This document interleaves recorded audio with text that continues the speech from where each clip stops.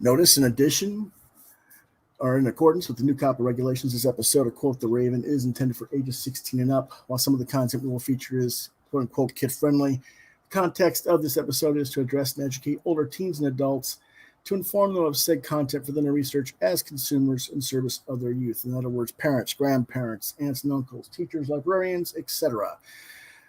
There is always the possibility of adult language present on the episode as well. Rated TV 16 and up.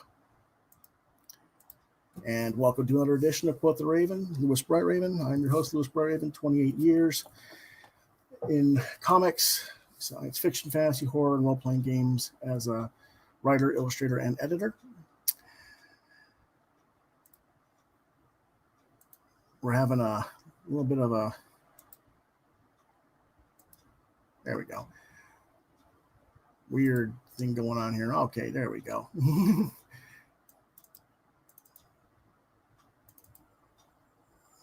Don't know why it's doing that today, but it is. Sorry that we're late this week. Had some tax difficulties. We had lovely thing in the mail come saying we owed back taxes for the last 3 years, which we didn't. And it took quite a while to get that straightened out, but we got it straightened out. That took most of yesterday, so I just wasn't in any I wasn't prepared and I wasn't in any mood, to be honest, for last night. So we're on tonight instead. So let's just get straight to the questions and answers. Our first question of the night is from Santos from Round Lake, Illinois. He says, "Hey, Raven, you mentioned a podcast called Cartoonist Kayfabe recently. They keep talking about outlaw comics on their show, and I'm not sure what they mean by that. Can you explain that term and where it came from?" Well, what the hosts of that show, Jim Rugg and Ed Pisker, are talking about is a subgroup of comics that were produced throughout the 70s, 80s, and 90s that are extremely violent and gory and often have taboo subject matter. I don't want to get into suicide, rape, incest, all kinds of weird stuff, and it's usually in black and white books, and they're usually very heavy on the black inking because the black is for the blood and the guts and the gore stuff. So that's what they're referring to on that show. The other definition of outlaw, which may not be perceived as such anymore because of how our industry has evolved. But the other definition is all the comics that are self-distributed and not in the mainstream. They rebel against the structures that we have in place, whether it was the Comics Code Authority or distribution structures during that same era. So that's what we're talking about when we say outlaw comics. And John says, "Good evening." Hello, John.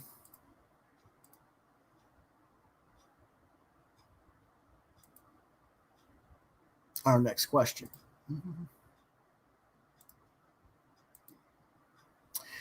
It's from TJ, also from Illinois. He asks, "Do you think that DC Comics plans to go all digital with their products in the near future? If so, do you think that it will set a precedent for the other major publishers to follow?" Well, I guess it depends on what you define as near future. I don't think it's going to happen like in the next 6 months, not this year, but it could probably start moving forward as digital being their first focus and the printing being sort of a secondary platform. Oh, geez, probably the next 2 to 3 years. As far as it just affecting how Marvel is going to do business or how other companies are going to do business, I'm not really sure that it will. First off, they have different ownerships. What AT&T wants to do is not the same as what Disney wants to do. Disney has a lot better handle on distribution, not just in comic book shops, but in bookstores and other places that AT&T really just doesn't get, in my opinion. It's not going to necessarily affect what all is already happening in comics elsewhere. A lot of us already are doing digital first and going to print second, whether we're doing web comics and then putting it together in platforms and selling it on social media through Kickstarter or Indiegogo, or we're just putting it out there, through Comixology or other media platforms like Webtoons. So it's not going, whatever DC does is not going to be, I don't think it's going to be setting any sort of real precedent for other people, any more so than just a general evolution of what's going on in the market as a whole. Next question. Anonymous asks, do you ever go back issue diving at conventions or comic shops, like in the quarter or 50-cent box? I used to. I typically don't really have the time to do so at conventions anymore. I'm usually stuck behind my table. I'm not even sure if they have 50-cent boxes these days. I think they have dollar boxes more than 50-cent quarter boxes. There is one local store when they have that kind of a sale going on, where I will go see what they have. But that's usually, I don't know. That store isn't the same as it used to be. It doesn't have those kind of sales the same as they used to, because it's different ownership, and the person who originally owned it kind of took his major collection with him. So I don't really know. So I really haven't done that for quite some time. But yeah, I kind of miss it and wish if it was available to me, I probably would. Next question. Angela from South Carolina asks, do you think that companies like Boom Studios making their titles returnable until the end of the year are helping the industry any? Well, first, let me share with everyone where Angela got that information from.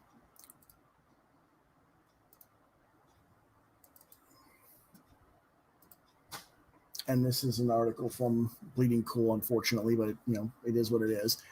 And this is yesterday, and it says Boom Studios has announced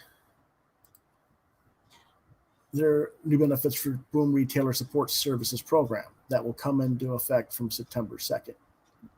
In other words, it's not taking effect yet. It won't take effect until September 2nd, is how that reads to me. They are promising full returnability through December of this year for comic book stores that have signed up for their free Boom Guarantee program for all comic books, trade paperbacks, hardcovers, graphic novels, which are fully returnable by affidavit, which means the comic book store declares unsold stock, confirmed that they have destroyed these books, and thus they will receive a full cost of what they paid for them in credit back without fees or additional postage costs. This kind of policy allows comic book retailers to order high amounts but not suffer if the sales are not there, or if there happens to be another shutdown where the stores aren't selling anything. It's the kind of policy that can give retailers strong confidence to order high. They have also announced that they will be sending out at least 2 new previously unreleased thank you variants every month through to the end of the year. These variants will appear on 2 different series each month and will ship 1 per store. Diamond accounts must be eligible to receive free promotional material in order to receive these variants. They'll also be providing downloadable PDF previews for all their major launches before the final order cutoff, so that retailers can share with the customers via email, social media, and more to ensure fans are informed and excited to place pre-orders. I'm not going to get into everything that was said as the quote from the article. Now, basically, they aren't really doing anything that nobody else is doing. This is just what other companies are doing. I get like 3 or 4 pieces from Scout Comics with PDF files previewing stuff every week. I get files from other companies all the time, so that's nothing new. As far as the full returnability situation, first off, that's not everybody. That's only people that are enrolled in their special program, which is not all retailers. Secondly, just because you have the means to order high, and then if it doesn't sell, okay, I can write it off and they'll give me back my money. That's not helping Boom Studios. It's because I mean, if you order 50 copies when you know you can only sell 15, and you take credit for 35 copies, then what you're doing is you're taking 2 months worth of future stuff free off of them. See, so I don't know if that's really the best plan. I understand why they're doing it. I understand what they're trying to do. It's not a horrible methodology. It has a means to be abused by retailers, and I don't know. I just don't know what that's going to do with what retailers are going to do with that. If retailers are smart, it can be beneficial. If they're abusive, it can hurt both them and Boom Studios in the long run. Okay, so let's go ahead and go back to the questions.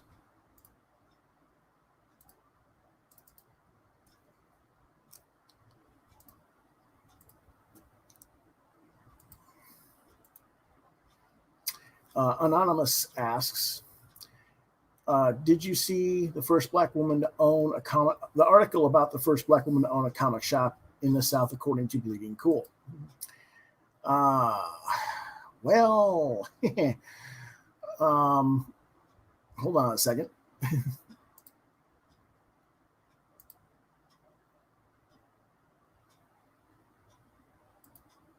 Okay, I'll share that with you guys in just a moment. Let's go ahead and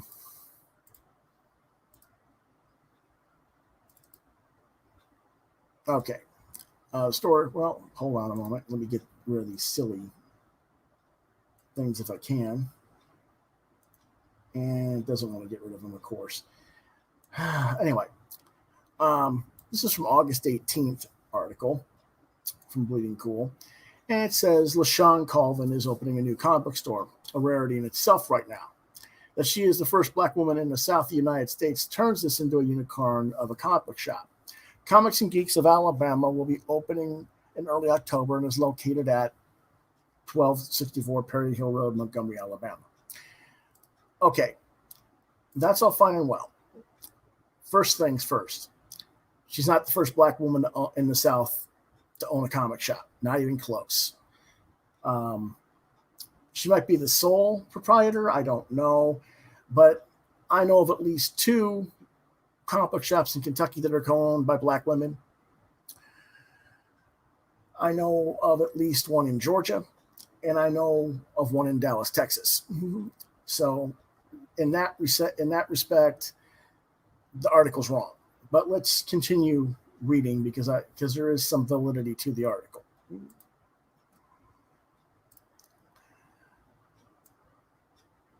LaShawn Colvin tells me basically my comic store is a comic store and a beverage lounge, hence the name.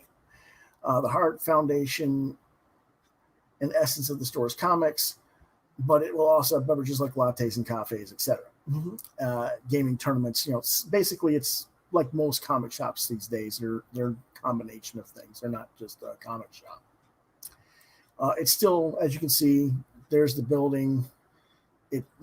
She's going to be paying rent for it. She's just getting the stuff built in, inside. She's going to have events like gaming tournaments, karaoke, DJ, whatever. Okay. The goal for the store's community. Well, that's great. I just, don't see how you're going to have a community yet in these times, but, ideally. But anyway, the other thing is, and this is the important part. She has an upcoming comic book of her own called Beautiful Soldiers. Now I don't know who's publishing this offhand. I don't know if it's her publishing it. Oh, she's looking for a publisher. Okay, so it isn't. It's something that she's been working on. It hasn't out yet. Okay, all right. So she's basically an aspiring comics creator. Okay. That being said, if she gets that book published, then she'll be the first Black female comics creator that I know who owns a comic shop. That will be the unicorn, if and when that ever comes about. I wish her all the best of luck. I have no problem with her owning a store. It's going to be difficult in Alabama in general, because Alabama is one of the poorest states in the union, but it is what it is. Like I said, though, she's not the first Black woman in the South to own a comic shop, not even co-own. So it's a nice hype piece, but as usual, Rich Johnston didn't do his homework. That's what I have to say about that. Our next question, if I can get it to come up.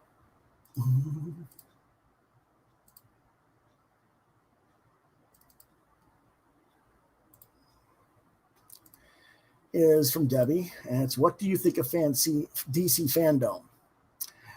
I don't, to be honest. Pardon me.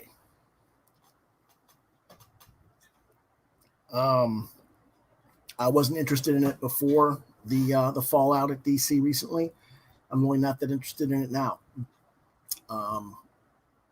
It's just there, I'm sure there'll be some decent information that'll come out of it, but I'm not actively watching it. Next question. Ted from Columbia asks, if Jim Lee called you up or emailed you and asked you to come edit or write or draw for DC, what would your response be?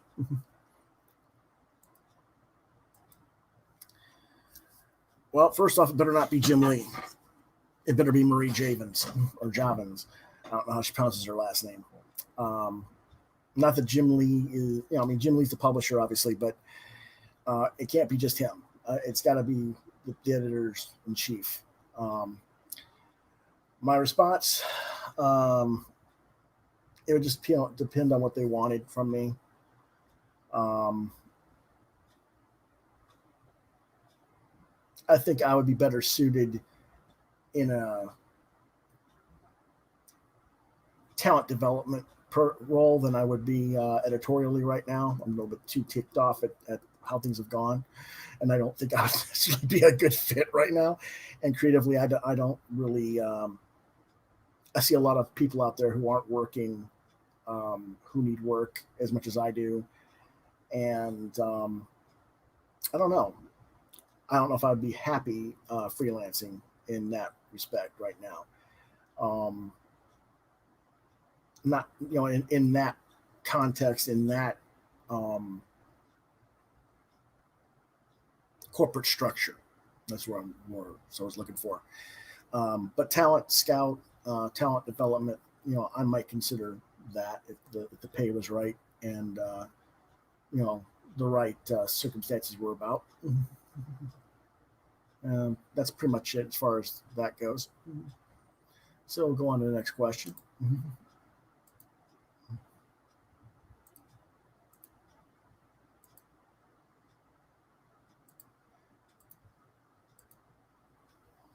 Anonymous asks, you often mention that it isn't just about the lack of Black creators in comics, but also that of Indigenous American, Native American, Indian. He wasn't sure which he wanted to use, or they wanted to use rather, creators. Have you heard about the new Marvel Indigenous Voices anthology as solicited for release in November of this year? And if so, what are your thoughts about the project? I have recently heard about it. Let's take a quick look at it. This is what they offered. This is the cover. It's called Marvel's Voices, Indigenous Voices, #1. The writers are Jeffrey Verege, Rebecca Roanhorse, Darcy Little Badger, and Stefan Graham Jones. The artists are Jeffrey Varag. I know I'm slaughtering that last name. I apologize. Um, I'm going to slaughter that name too. Washo Alvitre, Kyle Charles and David Cutler. The cover is by Jim Terry and Brian Reber, with commentaries by Taboo and Ben Jackendoff. Now, Varigi and Alvitre are semi-regulars to Marvel as of late. They've been trotted out as hot upcoming talent. But the reality is I haven't heard a whole lot of legitimate fan buzz about either of them. The others, I have heard most of these people's names. I know who they are. Nobody that sucks or anything like that. But then again, let's look at this cover. The cover does suck. You got 4 characters floating around in the middle of whatever. There's no background. There's no basis to know what's going on, what they're doing, or why. The one with the bow in the front's Danny Moonstar from the X-Men books, and the one with the knives is Warpath from the X-Men comics.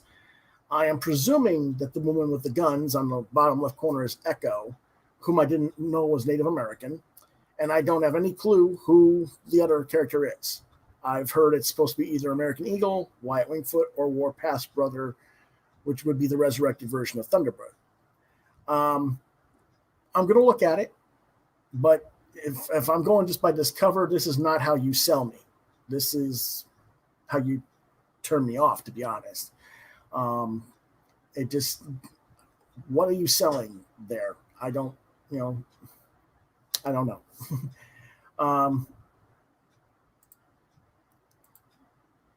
Whoops.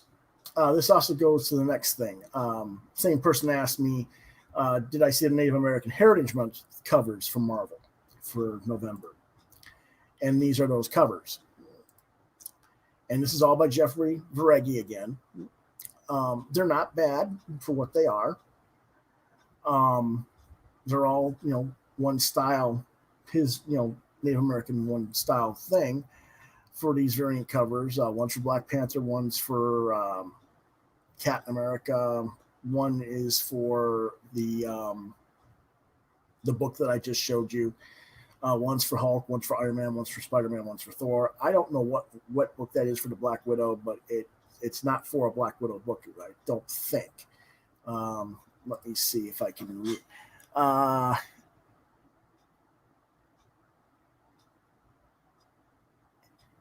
Widowmaker's Red Guardian and Yelena Believa Black Widow, which is the other Black Widow, I guess. So, they're just kind of there. Ultimately, looking at who they have listed and looking at Jeffrey being the guy who's being the sole Native American artist doing the covers and everything, it just looks like they were doing a deal with Jeffrey, and he was getting his little clique group together, and that's not really representational of what Native American comics art is. There's a lot of other Native American writers and illustrators available, and I don't know if anybody was contacted. I don't know anything about it, so I'm not gonna be too judgmental on it. I just think that it might be a little bit short-sighted in execution, but we'll wait and see how it looks in November. Okay.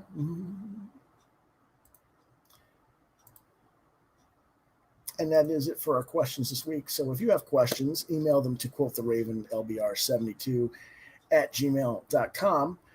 Subject to QTR questions, please indicate whether or not you want your name and locale read on air.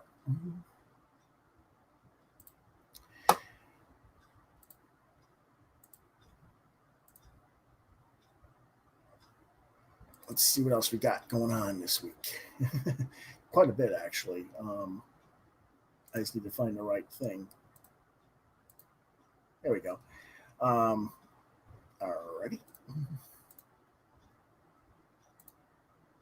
We have one more piece of news before we go on to the reviews for this week that we want to share with you. and that is that the Comic Book Legal Defense Fund has replaced their director, who's an attorney and ethics advisor. They bring in Jeff Trexler. He is the interim director. He is replacing, I can't even think of the guy's name. That was removed because of, I guess you could say, cancel culture questions. I guess apparently he had been sexually abusive, possibly to certain people, and they called him out and removed him from office, and this is the replacement. He will now oversee and update the organization's operations to more effectively execute the Comic Book Legal Defense Fund's mission, drawing on his breadth of legal expertise as a law professor and ethics advisor for a variety of nonprofit organizations, media companies, and fashion brands. Most recently, he was associate director of the Fashion Law Institute and is a member of the ethics committee. At Curie Americas, he has served on the board of the Museum of Comics and Cartoon Art, so he does have knowledge of the comics industry and the comics medium. He is he's got a degree from Yale Law School and has been admitted to the Supreme Court and New York bars. And so he's got quite a bit of background that would be suitable for a position. It was Charles Brownstein who resigned in June after they had allegations of sexual misconduct by Brownstein. So anyway,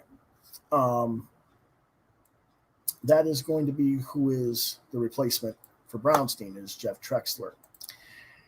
Seems like a reasonable choice. I don't have any qualms with that. I did a little digging on him. I didn't see anything that stood out as questionable, but there's only so much a person can do, and I'm not going to spend my life looking for dirt on people just so I can cancel them out. There's what I can do with my life. So, I wish him the best, and hopefully he'll clean up the black eye that the organization has received under Brownstein. Okay? Mm-hmm. So, let's go ahead and move on with other things this week. Didn't have any guests who were able to come on this week, which is fine. We got plenty of stuff to talk about. We're going to do a lot of crowdfunding reviews this week. Mm-hmm. Mark Andrew Smith says, I don't think the CBLDF does anything except collect money and pay its staff. I don't know. I've never had to deal with them personally. It's hard to say. There's not that many cases that they seem to get that involved in. They do protect some. Comic book shops, they do represent some comic book shops when they get in trouble.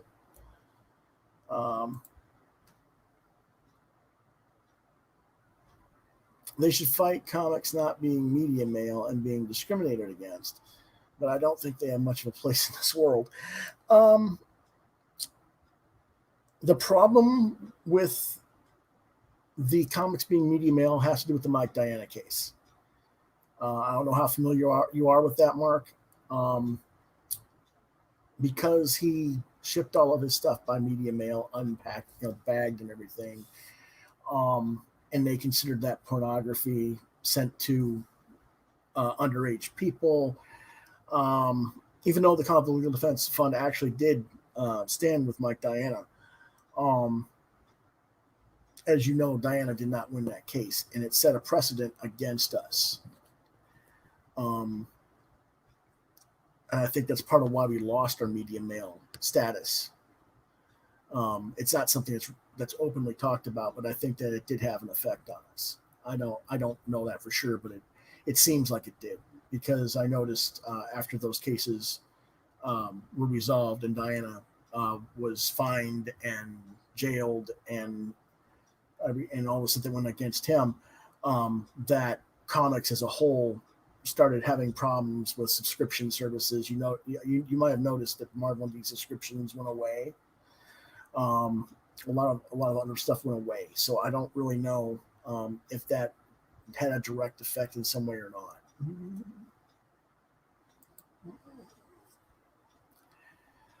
Let's see. Yeah, I'm just trying to get through my files here. Okay. We're going to start with Indiegogos this week.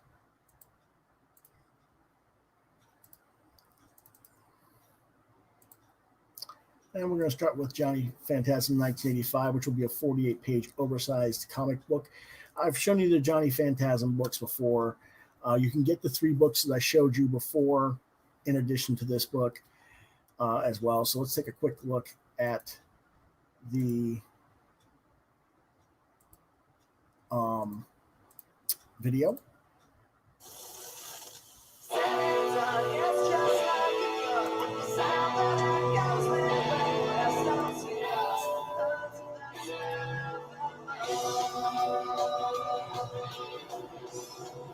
Life for Johnny can be crazy. You never know who will go next. Until then, I drive, watch the city lights, lay the foot down, and just cruise.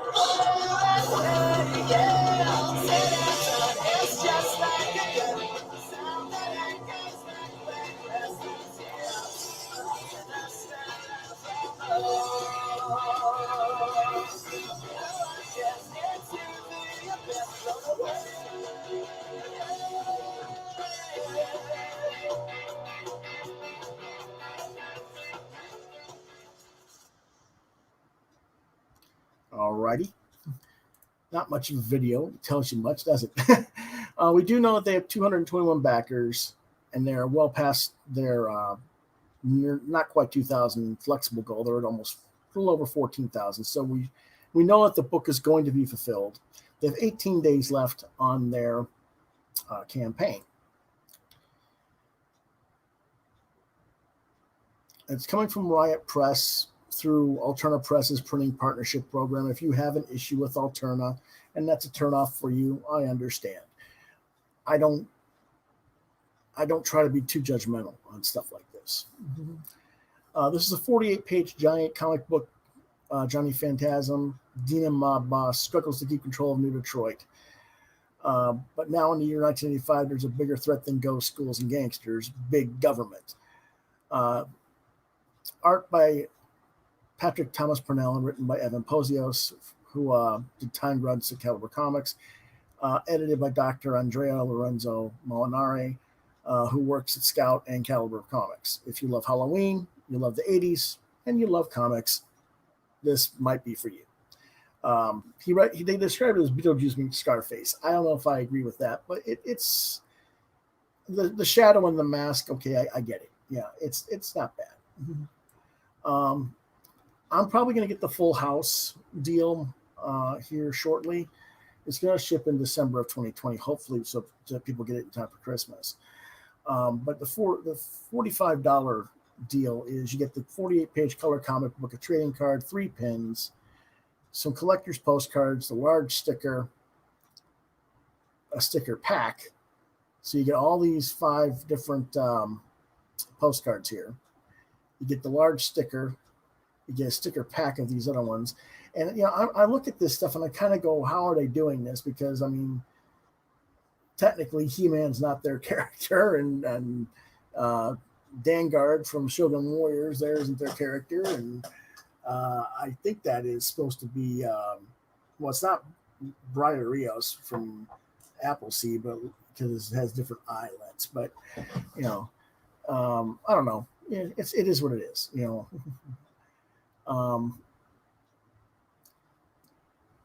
But you get the trading cards and other stuff. So, I'll probably get that. And they offer a baseball t-shirt as well. That one's for $75. I can't afford that. 45 for all the other stuff is about my limit. Here's some of the close up, more of the cover.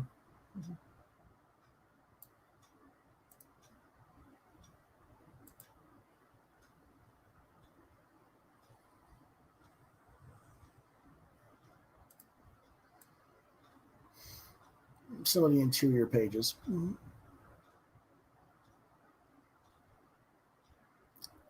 I'm not sure if it's going to be on newsprint like the other one, the 3 pack set was before, or not. Or if this is going to be on a more of a glossy stock or not yet. I'll have to find out about that. But chances are it's probably going to be on newsprint. I hope it's on a newsprint, actually, because I liked it being on newsprint when I got the original 3. And they got a lot of stretch goals, as you can see.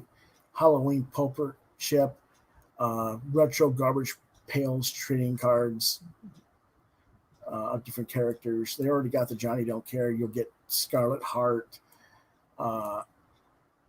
Eveline set, Pumpkin Monster, Cirrhosis Cecil. Quite a few interesting things there. There's your poker chip. It's going to have the pumpkin on one side and the club on the other. If you got the previous set, there was Johnny on the one side and a spade on the other for the poker chip. Like the green one there that you can see. So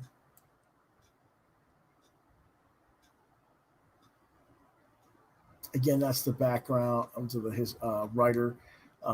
He's an attorney from Detroit, and he did timed runs over at Caliber, which I haven't seen anywhere. And Patrick has done work for Sonic, the Nickelodeon IDW, Teenage Mutant Ninja Turtles, and Mega Man. So, you have an experienced team.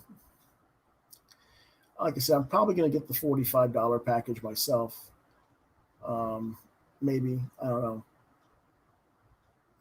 It says Casino Royale with T-shirt, $45. What's that? Oh, okay, that's just that's just the book with one large sticker. Okay, and a T-shirt's $45, or you can get all the other sticker packs and pins and stuff for $45. I'll have to think about that. Which one I'm going to get? Do I want the T-shirt, or do I want all the other goodies? I'll have to think about that. So that's one of our books this week.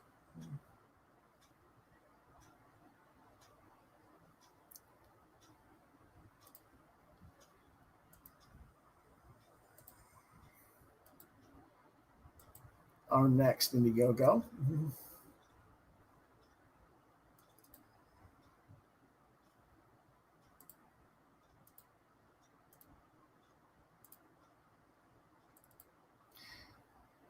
I don't know exactly how they refer to it. FATL. It stands for Flynn's Alien Termination and Logistics. A space terminator uncovers an infestation with a sinister twist. It's from Clint Stoker, who you may have heard of. He does a podcast called Sweetcast, and he had another campaign that was successful. What's the name of that thing?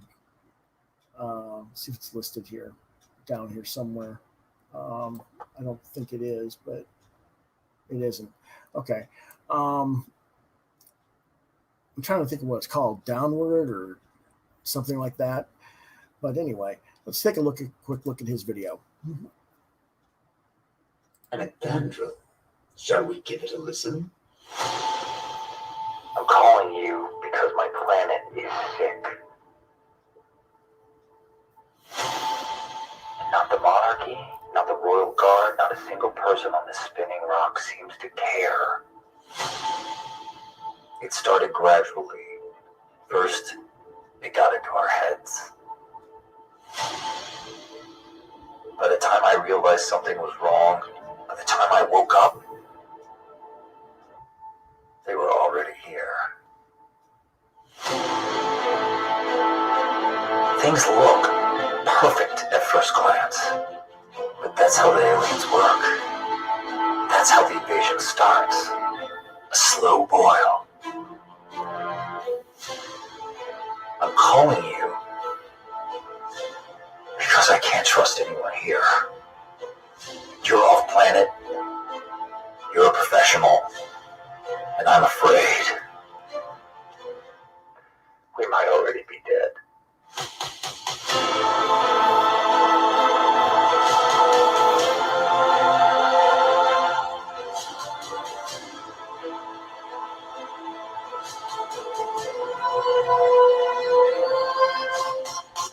Flynn, how shall I respond? It's a job. Let's suit up.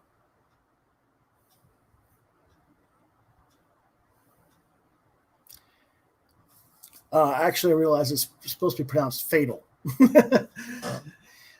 So that's the name of it. Let's see what stuff you can get here. Short summary is that the alien exterminator gets the distress call that you heard, and he goes to a planet full of sycophants that the minds have also been taken under control, and he has to choose to save the survivors or escape. It's a 52-page graphic novel. You can get the book with the wraparound cover for $25.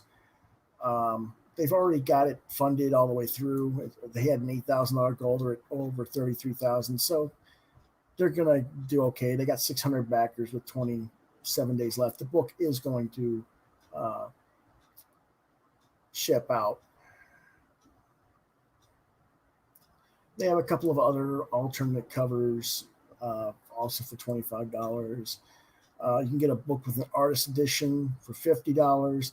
The artist edition is going to be a black and white book with none of the lettering, so you get to see the original art full size up. You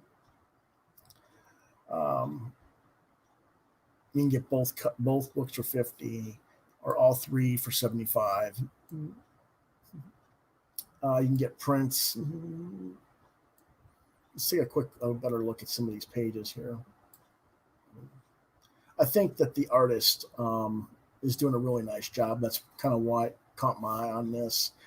The other one that Clint had done before this one, that Downward or whatever it's called, didn't really appeal to me visually, artistically, but this does. So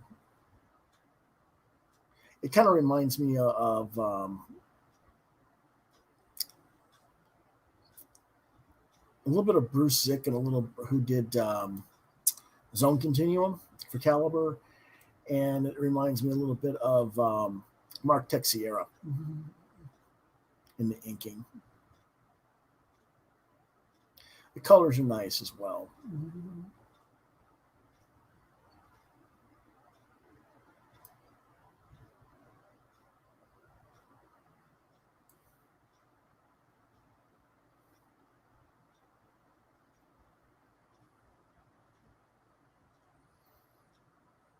You can get a book with a head sketch for $150. You can get yourself drawn into the book for $500, which I think is a bit high, but I guess if that's something you really want, depending on getting yourself drawn in the book, are you getting yourself drawn to be blown up by the exterminator or what? You know, but it's a 52-page graphic novel.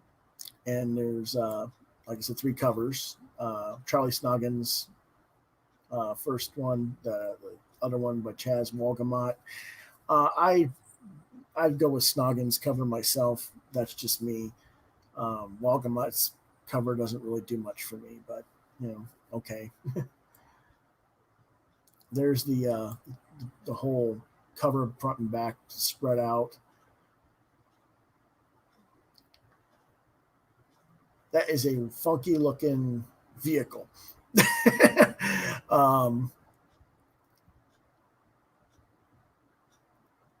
I'm looking at it and thinking, okay, is it supposed to be a type of space motorcycle or a space car? And with those two cannons in the side front, how is that thing gonna? It's so front heavy. How would it fly? I don't know. But hey,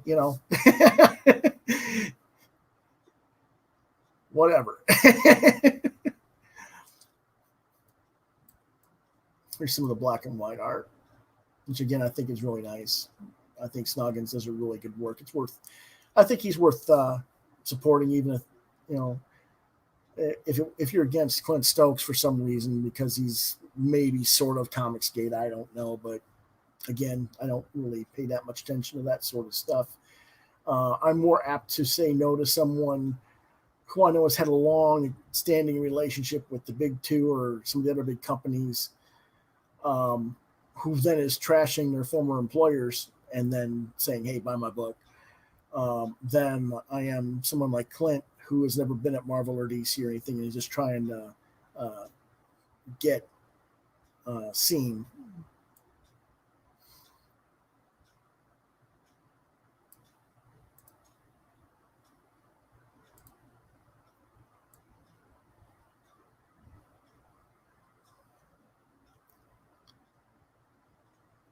I like this. Risks and challenges. We are professionals. This is Clint's third graphic novel campaign. Charlie Snoggins is a top-tier professional artist. You will get your books.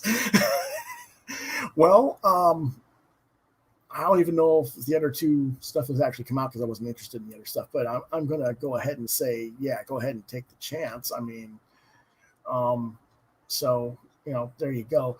Like I said, I'll probably get just the book with the wraparound cover myself for $25, probably. I don't know if there's any more features.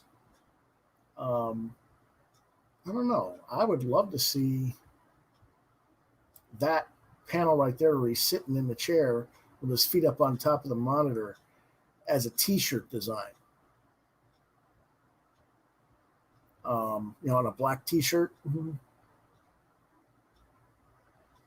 I think that would be a pretty cool visual. But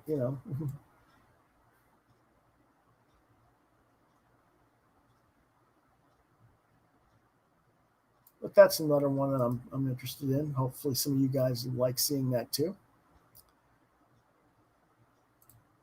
We'll go on to the next one here.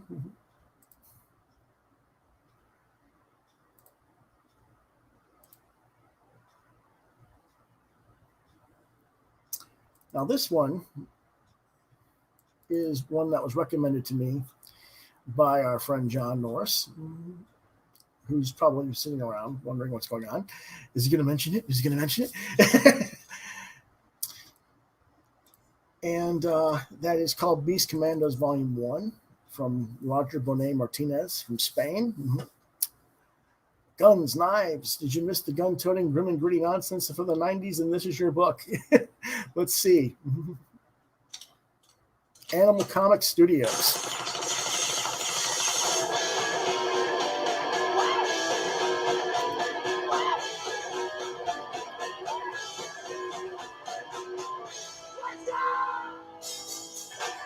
This is Dark Shark, a soldier on a mission that's led him down the path of action, violence, blood, and duck shooting. A mission to take down his greatest enemy, Dog Walrus, and his evil team, which doesn't go according to plan.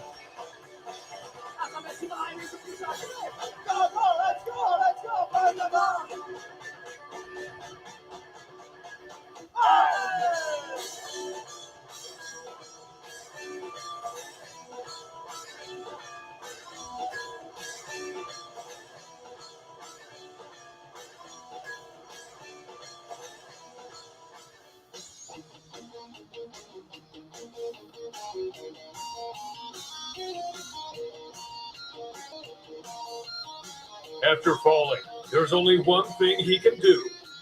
Assemble the old team and strike back harder. The 90s are back.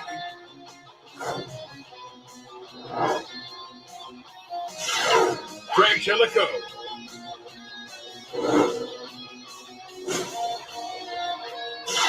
Ryan.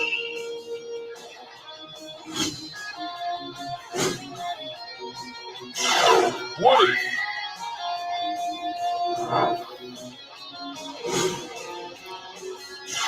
Corporal Stiff.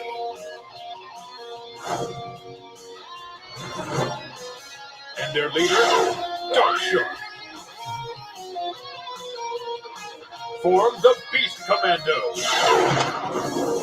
Welcome to Violence at its Beast. A work created by Roger Monet with fantastic colors by Sonia Maruno and the talented letterer Christian Dokolomansky. 72 pages of full-color soft cover includes issues 1 and 2 of Beast Commando with unpublished pages to help continue the carnage.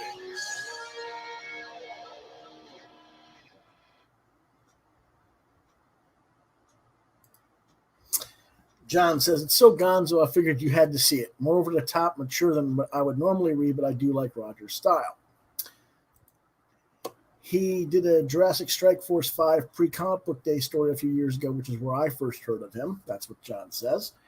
And this, to me, is like Street Sharks meets Biker Mice from Mars with a little Teenage Mutant Ninja Turtles thrown in on the side, and more adult. And, yeah, that is exactly what I was going to say. This is very much playing into that whole thing of the late 80s, early 90s with the animal warrior motif.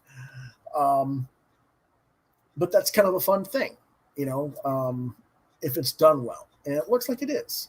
Roger's art looks very interesting. The video was funny to me, So I was like, yeah, okay, I'll give this a shot. I'll go ahead and mention this on the show. Let's take another quick look here. They've got only $807 donated so far out of a six. For some reason they got $6,134 as their flexible goal. I really don't understand the goals at Indiegogo very well, but okay. But they got 29 backers with 39 days left, so there is time to back this.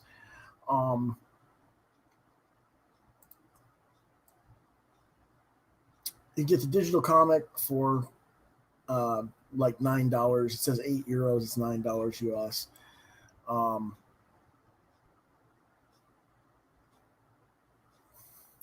Francesco, the Kung Fu Disco Turtle, Ryder, Rabbit of Anarchy. Woody, the unclassifiable green dog, and Corporal Stiff, the amiable dolphin. Okay, and but okay, it's cute character names. I'm not sure what Shark Week. Oh, you get a commission for Shark Week. You get one of the characters for $20 as a sketch with that, I guess, with the digital. If you order during Shark Week or something. The physical comic book is $33, which is it's kind of pricey. I can see why some people have been a little bit questionable, but it is a 72-page book, so keep in mind that it is a 72-page book.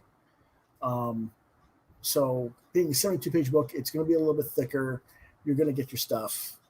A lot of people are charging $10 for 24 pages.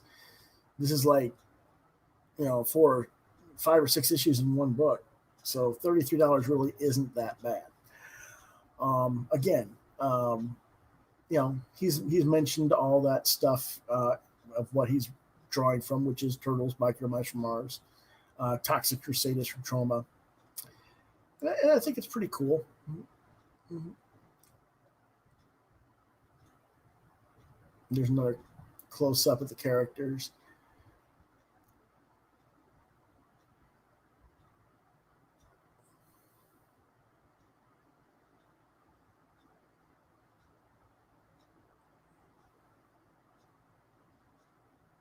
There's another comic cover by Diego Galindo that you can get. Another cover by Leo Castellini. So there's different variant covers you can buy.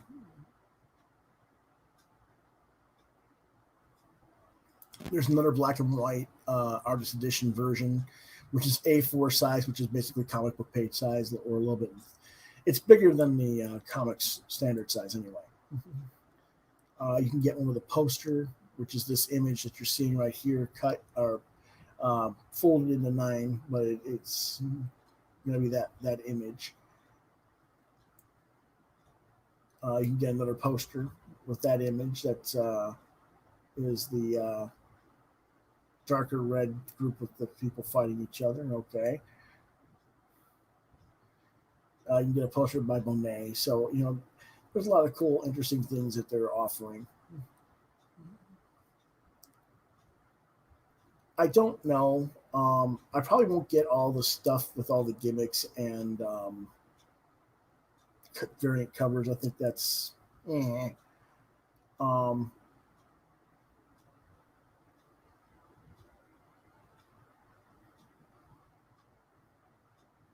I don't like the name Face Ass for an orca, but okay, Chinichi or Kenichi, Ninja of Assassin of the Thousand Eyes Clan. All right, interesting.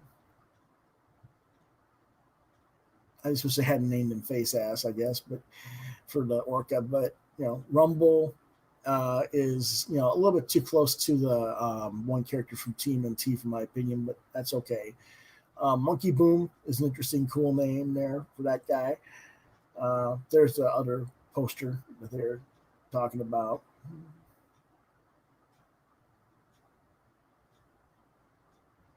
But yeah, he does a good job overall creating different groups of characters and stuff. So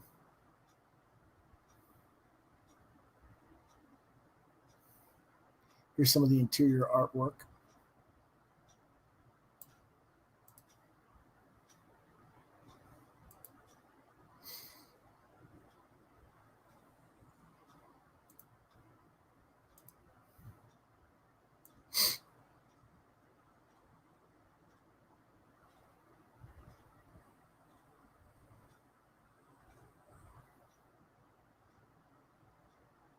Yeah, overall, I'm pretty decent interested.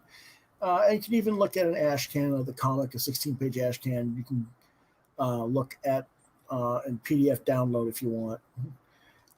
They have right there whattransfer.com downloads with the number. You can click on the link if you go to that page, and the link to the Indigo pages in for all these Indiegogos is down below the description this week. For all of our campaigns that I'm going to be showing tonight, all the links to those pages are below the description for this week's show in the comments section on my YouTube page.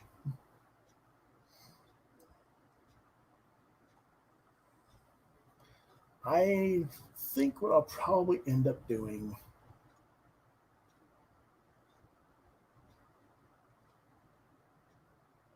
is just getting the regular comic book for 33 eventually here. We got, like I said, about a little over a month to get back on that. We'll probably revisit this again in the future, see how it does, since it's quite a ways yet from its goal.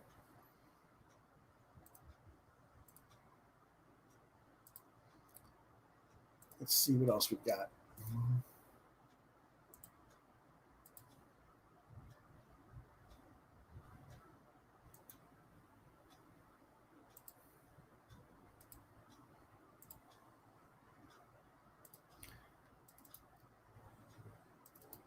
We have Gray Matter, which is a dark sci-fi comic series by a street fighter who, in the future where everything is cyberpunk and everybody has body parts replacing their body. It's got a $37.95, so let's say a $3,800 fixed goal. They're at a little over $1,100. They got 30 backers with a little bit, say about a month left to go. So they're about a third of the way, a little bit less than a third of the way there. Let's see what their video is.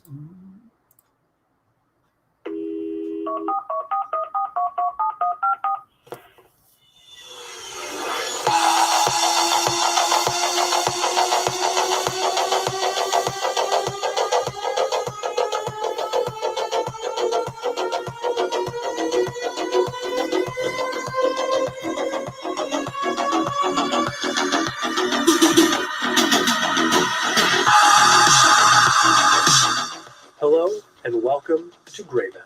Gray Matter issue number 1 is a 28-page, full-color cyberpunk adventure. Set in the near future, cybernetics are now part of almost every human body. But it comes with a drawback. Cybernetics slowly kill you. The fusion of flesh and metal was never meant to be a long-term relationship. The metal leaches poison into the body slowly over its use. The more you use, the faster the poison moves. We follow Leah, a young woman who makes her living slugging it out in underground street fighting rings. Leah lives waiting until her use of cybernetics finally causes the poison known as graying to kill her. Things change when she is offered a job to bring a young girl named Rachel to the safety of the inner city. This job brings money that can make the rest of Leah's life a little more comfortable. But what Leah discovers is this girl shows no symptoms of cybernetic poisoning, making her highly sought after by the crime lords controlling the outer city. What follows is a journey that is sure to push Leah to her breaking point, and possibly to a quicker death than any Gray could provide. This campaign, we are offering Gray Matter issue number 1 and the Indiegogo exclusive variant cover. Both books offer beautifully rendered artwork, but only the Indiegogo exclusive variant features behind-the-scenes artwork, character renders, and a bunch of extra features. If you like your science fiction or cyberpunk a little dirty, scrappy, and full of grit, you'll love Gray Matter. Back Gray Matter today, exclusively on Indiegogo. Okay, and that's by Eric Bitmanis, and I'm trying to think of the other artist name here, Setna. His last name. Let me find her name real quick here if I can find it. Sarah Setna. Okay, there we go. But let's take a quick look. Again, what is Gray Matter is they're in a future world where cybernetics have become part of every human body, and it pushes the boundaries of what we can do, but these cybernetics slowly kill you because you're not meant to have electronic components for your body, basically. A street fighter named Leah is striding close to death's door, but she's found this girl who's untouched by a cybernetic sickness. She vows to get her to the safety of the inner city, out of the reach of mobsters and denizens that will kill to acquire her and find out why she's immune. Because obviously there's got to be something that might be beneficial to help everybody be immune. 28 pages, full color. Fantasy, cyberpunk, Blade Runner, Children of Men, The Fifth Element, other science fiction books or movies. Probably will enjoy this.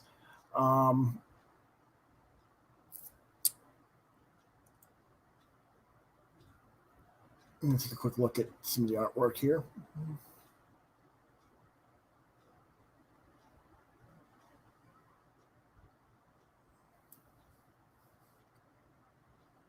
They're from Canada, so even though it says 40 CAD, it's like $30 for both covers. And this is supposedly going to ship in a year from now. So, I don't know if that's too long of a wait for some people or not. I don't know how much of the book is actually completed. I don't know. But August 2021, we're in August 2020, a year from now. That's a little bit lengthy of a wait period. He might not make his goal for that reason.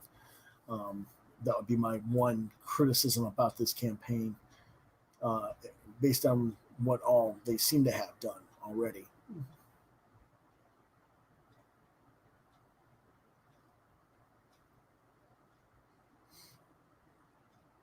You can get a custom commission from the artist in addition to the books. This Indiegogo exclusive content, you get to see some of the character designs here, headshots there. See it from breakdown to line art to grayscale to full color. In their in the back of the book, they'll have that sort of thing.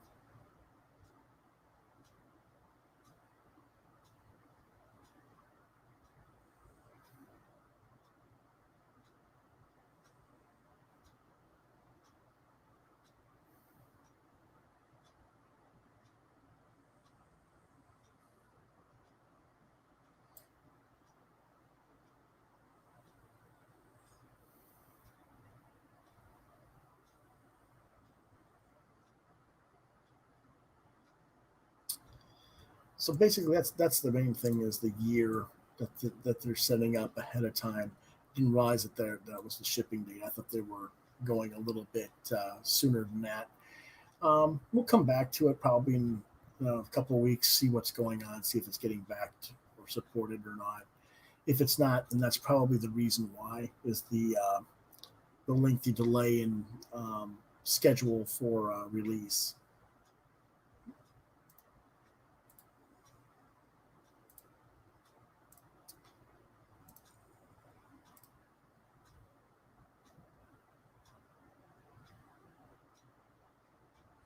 See what else we got from Indiegogo this week.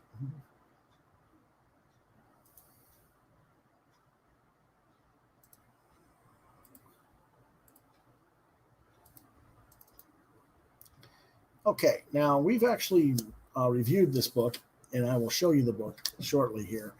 But it's a complete Wraith graphic novel, which has been released through Diamond before. It's a funny animal version of Will Eisner's Spirit by Michael T. Gilbert from Clover Press. They've reached their goal of $500. They're at $925 with 26 backers. There's only 5 days left, though. So let's go ahead. There's no video here. So what you're going to get is the signed book, a button, and a bookmark. Okay? For $22, which the actual book that I got from Clover Press when I bought it was $15. So that's a reasonable price. There's 30 copies of that. There's only signed copies. The complete rest is limited to 50 copies. So, you can get a button and a bookmark for $5. You can get an unsigned copy like what I have for $15. You can get the Wraith and the Spirit for $30, plus the buttons and the bookmark. You can get 3 copies of the Wraith and 3 pins and bookmarks, everything. You can get all of the T-shirt for $42 as well. I would probably get all of it if I didn't already own the book. Since I already own the book, I'm probably, I'm kind of not sure, what to do myself. But this is what the pin's going to look like is a close-up of the Wraith. It's 1.5 inch wide. This is the front and back of the bookmark.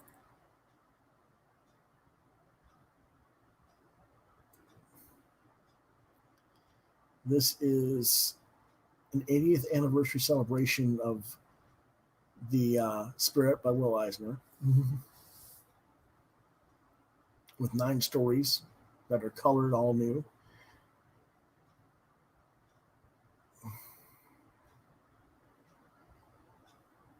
And then the T-shirt can come in either blue, black, or grayish tones.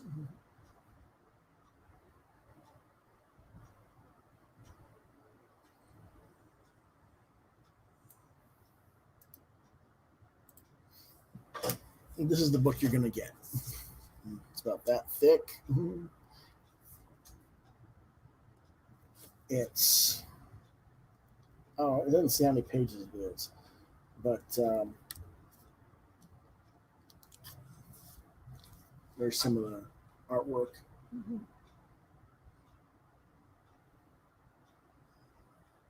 I would go ahead and recommend it.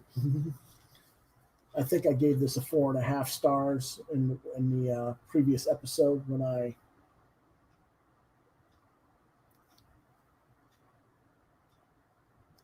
reviewed it.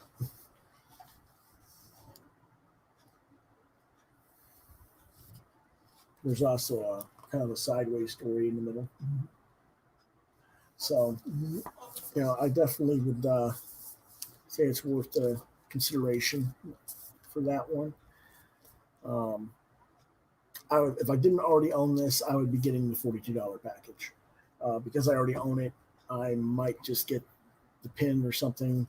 I didn't see a T-shirt on its own. I'll have to go back and look here real quick.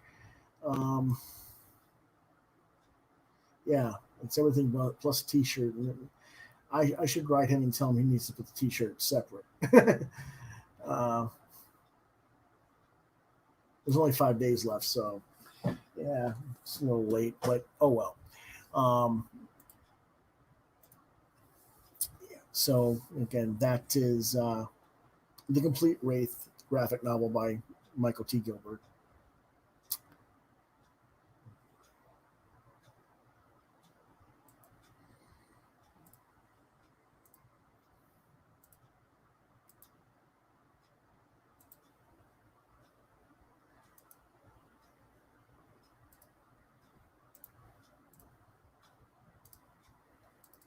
And our last Indiegogo story this week will be Kozor: Descent into Madness, or Kozor, I guess, Descent into Madness, by Clayton and Corey Barton. They're from Australia. They had roughly 1,500 flexible gold, or well over 14,000. They're over 14,000 now. Got 237 backers. They got 6 days left, so they're funded. They're going to get stuff. The artwork looks really cool. Reminds me of I'm trying to think of the guy's name here. It doesn't really matter, but let's take a look at their video.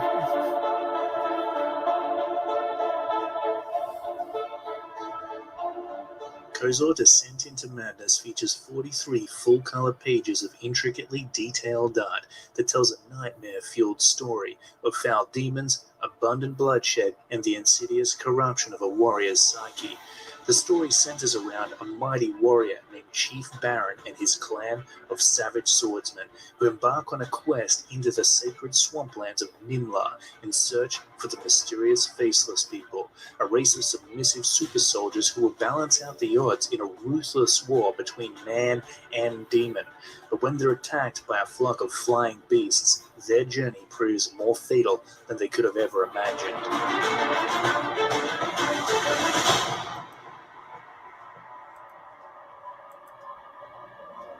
In this campaign, backers get no less than the definitive edition of Kozor: Descent into Madness, which comes complete with refined edits, additional story pages, retouched interior artwork, and new wraparound covers. If you're a fan of dark fantasy and medieval horror, this book is for you. Back Kozor: Descent into Madness today, only on Indiegogo.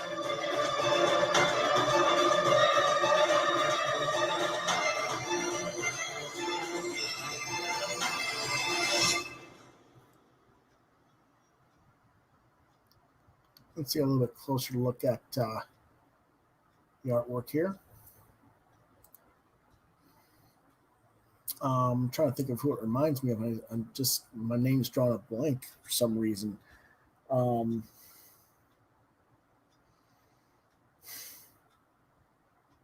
well.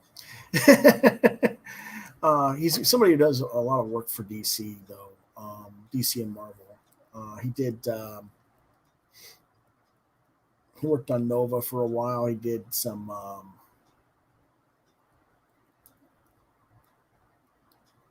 Legion of Superhero stuff. But anyway, it's nice art. Looks really nice and detailed. Again, they're Australian, so it's even though it says $35, it's actually $25 for U.S. Purchases. It's shipping in March. That's not too, we're in August. I don't know how far along they are in the book, but March isn't too bad. It's not August anyway.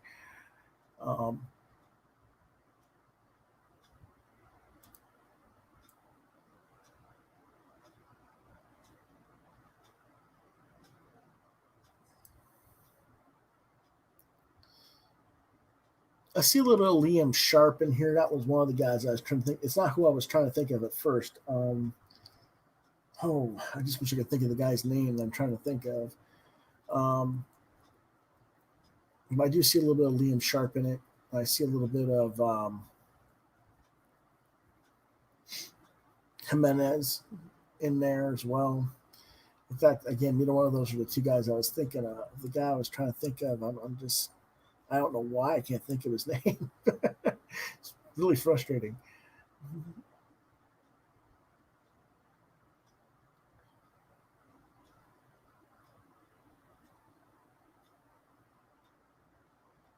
you can get both, the color and a black and white edition.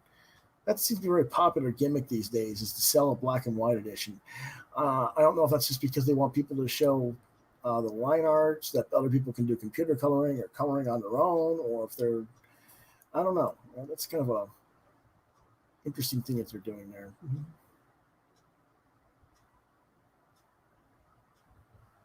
I think that's pretty wild. All the eyes and stuff growing out of her side of her face there.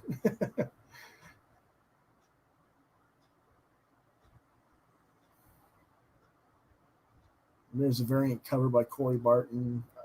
I really don't want the variant cover. It's whatever. I prefer to have the original. And there again, we get to see it in black and white. It's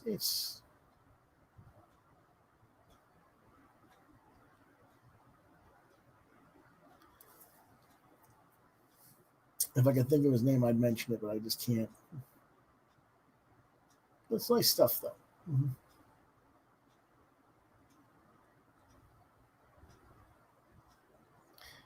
They got a trading card that's unlocked. You'll get a trading card for every backer now, featuring the Chief Baron character.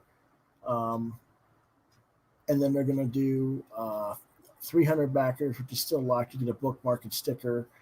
How many backers have they got here? 237 backers. So they're probably 6 days left. They might make that and get this, add the bookmark and sticker to it as well. If I get this, I haven't made up my mind officially yet on this. I'll probably get just the regular definitive edition, I guess you could say, for 25. I don't know.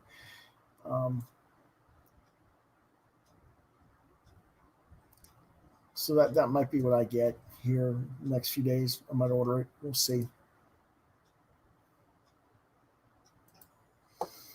And that, I believe, is all of our Indiegogos this week. But we're not done yet with the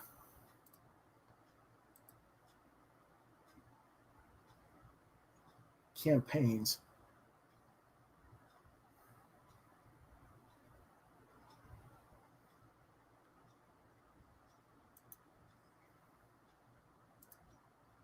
So let's just give me a second here and we'll go on to Kickstarter. With Ghost Band, which is a 96-page graphic novel book. It's got 27 days left to go. It's about a little bit less than about 48% of the way to its goal. It's got 103 backers of $4,800. This is by Jason McNamara, who's been one of our guests on the show before. He was the gentleman who wrote Nocturnal Commissions, if you remember. This story is about 4 people to decide to make a garage band in the middle of the last day of Earth or apocalypse or something like that. So let's go ahead and watch the video. Greetings, I'm Jason McNamara. I'm the writer, co-creator of Ghost Band.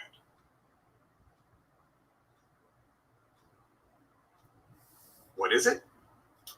It's a 96-page graphic novel about the last day on Earth. And 4 strangers who have to join together to start a band.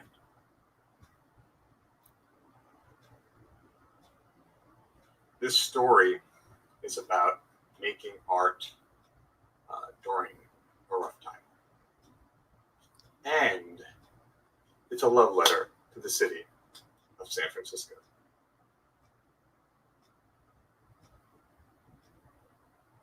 And the creative communities destroyed by technology. It's a lot, I know, but I'm not making this alone.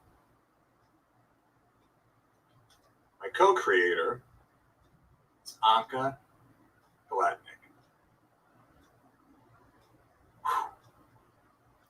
They're a fantastic illustrator who's made work for NBC, Washington Post, NPR. I feel really fortunate to be working with Anka, and I can't wait for you all to see their work.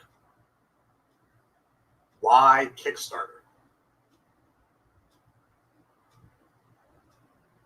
Anka and I are both freelancers working from home during an uncertain time.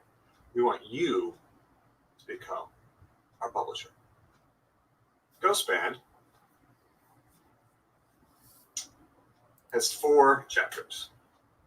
We will release each of the 4 digitally over the course of the next year. And then next year, we'll print and ship the books out to you. Do I know what I'm doing? Good question. I've had 5 successful Kickstarters. And I'm ready to provide a positive experience for the backers of Ghostband. Let's rock.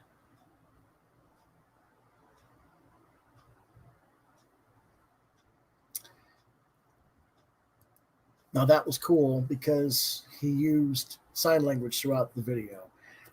That's something that we don't normally see. And it's really cool that he included that in his presentation, because as you watch all those other videos that we've watched tonight, you show all these videos with all the sound that you can listen to, but what does that do for a deaf person? How does that reach out to them? He's reaching out to a new audience, which is really kind of interesting, seeing as it's about a rock band. That really caught my eye. And I hope to have Jason on the show again soon, so we can talk about that some more. But let's take another extended look here. It's got 27 days to go. So we got a month. We got 103 backers. Definitely going to need to get him on here and get the signal boosted. Well, let's take a quick look. When a technological plague destroys the world, a handful of survivors descend on San Francisco only to discover there's only 24 hours before they too will be wiped out. Hoping to leave a legacy that will outlast them, they do what any good San Francisco would. They make art out of it. Unfortunately, a group of nihilistic programmers have their own deadly agenda and are seeking to expedite the apocalypse. Can the rival factions collaborate on a final act of creation, or will humanity's enduring epitaph be nothing more than sound and fury? Ghostband is a blistering meditation on our self-indulgent tech obsession wrapped in a coming-of-age adventure tale. Defined as Silicon Valley meets the day after. Quite interesting. Here's some of the artwork. I think we've mentioned a little bit about this book in previous, when I've talked to Jason in the past on the show, but this is the official launch of it.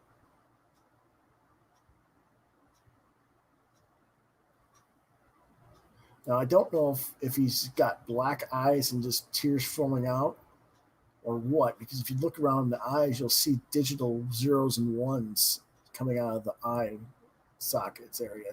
So I don't know if his eyes are there, or are the eyes dissolving? That's a pretty wicked image. $4 for a single PDF.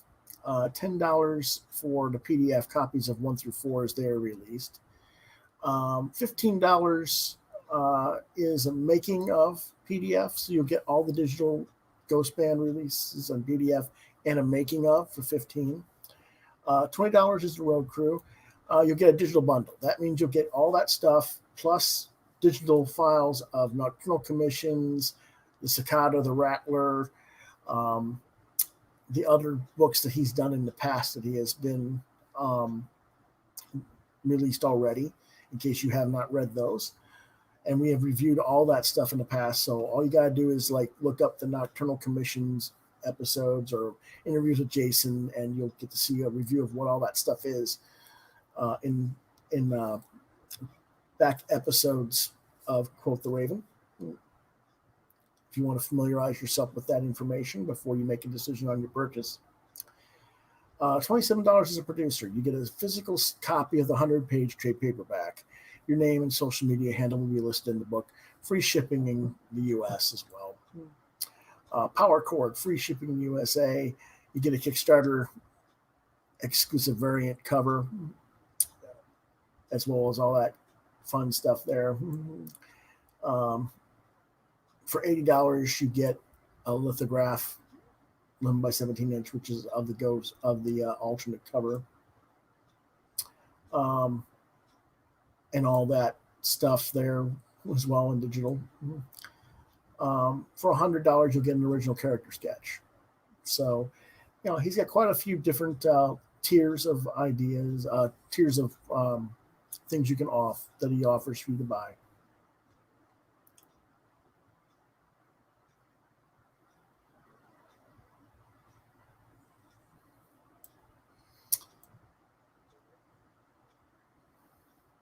And this will actually come out in October of 2020 for the first PDF, digital PDF. If you want to just get it $4 for the single, and then get, I would get $10 or more for the PDFs, or I would get the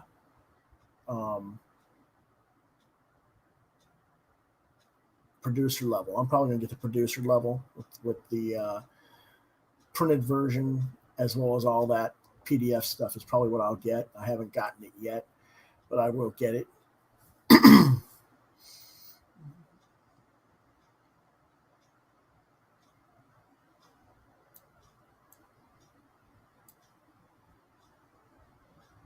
You got 27 days to go. Like I said, 48% of its goal. That's probably what I'm going to probably buy is the producer level for 27 and get all the digital PDFs as they come out, and then the physical book later. Now you might say, well, why would you get the PDF and then the digital or the physical form? One of the reasons why is there's only so much space you can put on a computer, and yeah, I could transfer it over to a thumb drive or stuff like that, but what am I going to start doing? Having a collection of thumb drives of all these PDF comics? You're almost going to need one. I mean, because it's a very popular thing right now to do PDFs of comics. So I don't know. So I like physical books, and since the physical level is the $27 level, I'll get all that other stuff as well. Look at it before it comes out. That'll be cool, but I want the physical item. I'd love for him to add in a T-shirt with that cover, the first cover logo, which would be hold on a second. Let's see if we can get that real quick look here. That right there. I can see that on a yellow T-shirt. Just take out the name and the logo and names, and just have the San Francisco brick, the Golden Gate Bridge, and that guy, floating in the air. Just I can see that on a yellow T-shirt. I don't know why.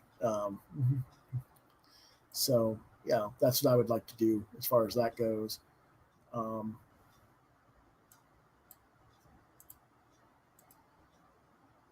the fuck just happened?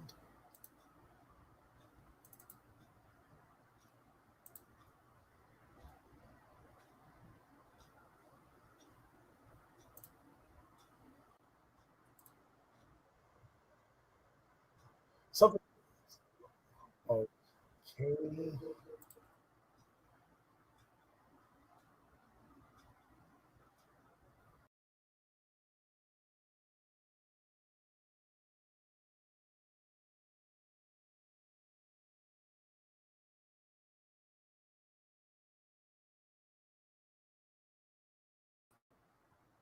That was weird. I don't know what just happened, but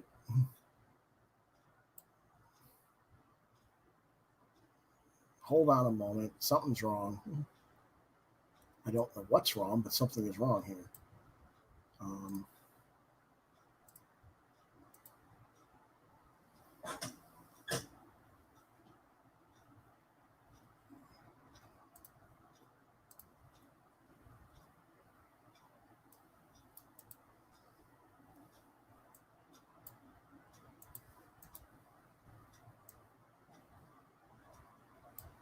Okay. Sorry about that, folks. I had a glitch where my window went into a different area on the computer. That's what happened. Okay. But yeah, so I'm going to go ahead and order that at some point here soon. And let's get that out of there. Let's go on to our next Kickstarter.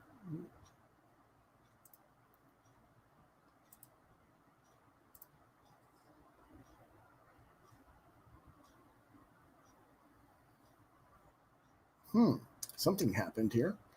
Let me see what I can do here.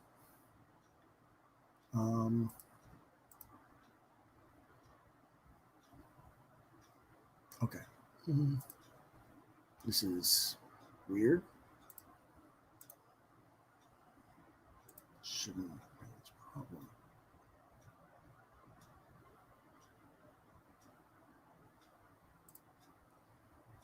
There we go. Alrighty.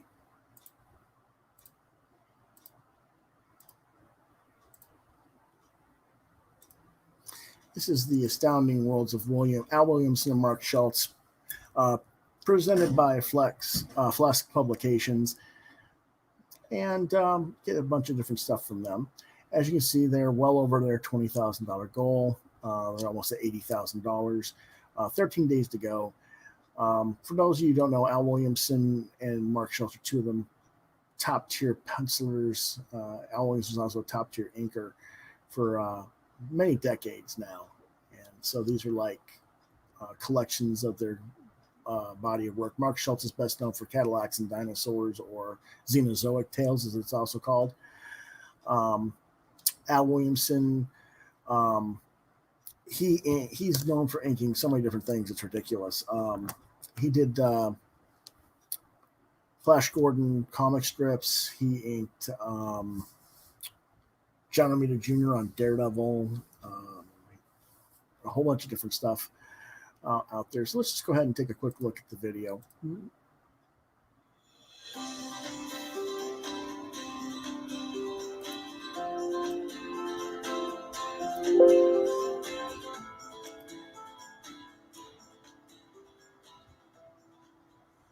Well, hello everyone. This is Mark Schultz, cartoonist at large, and I'd like to welcome you to John Fleskus and my 4th Kickstarter campaign. Now, thanks to you good people, the first 3 went very well and were very successful, and we're hoping for the same with this one. Now, we're offering 3 books in this campaign. Now, the first one is a new Carbon 4, and as the others, it will contain lots of process work and commissions, stuff that hasn't been seen much before. And we're also digging back into my archives, back into the pre-Fleskus days. So there's going to be some obscure stuff that we've heard through the grapevine that people would like to see reprinted. We also have a new edition of the Xenozoic stories, the original stories, coming out. This will be the 4th edition, and it's going to be in a slightly different format, a backpack-friendly format. And I'm pretty excited about this. I've done a new, very pulpy cover for it, and if you haven't read the Xenozoic stories, this might be a good jumping-on point for you.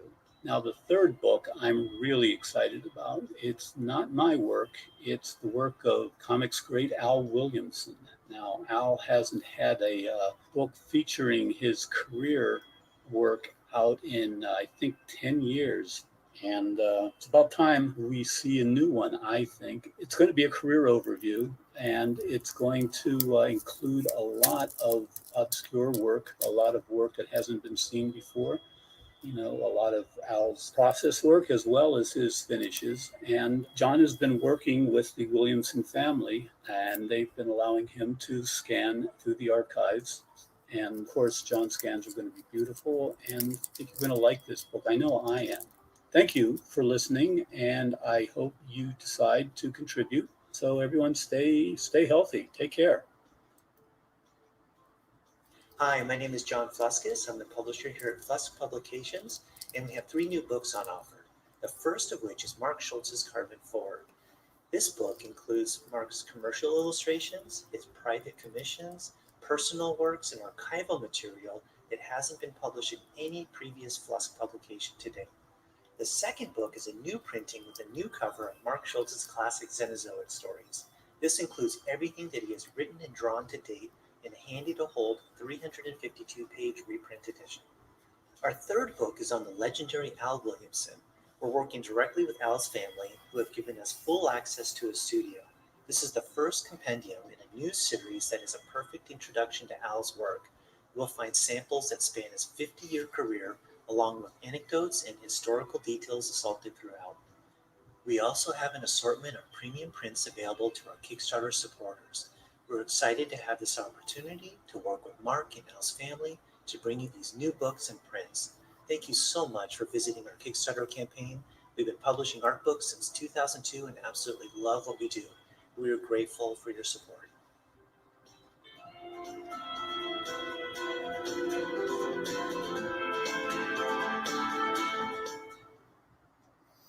So as you can see, you're getting 3 books. The stuff that Mark's books, you can get them signed if you want.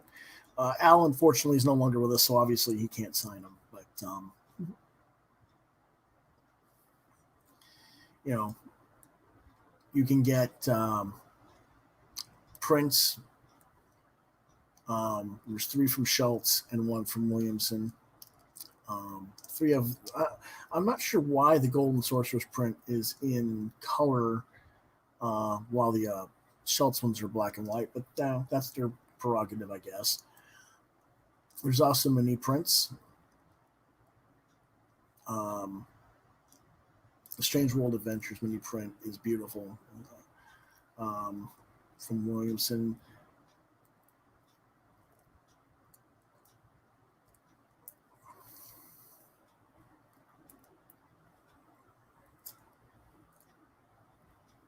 And you get one with each. It's like if you get Carbon 4, you get the Carbon 4 mini print. If you get the Williamson book, you get the Strange World. If you get the Xenozoic, you get the Xenozoic print.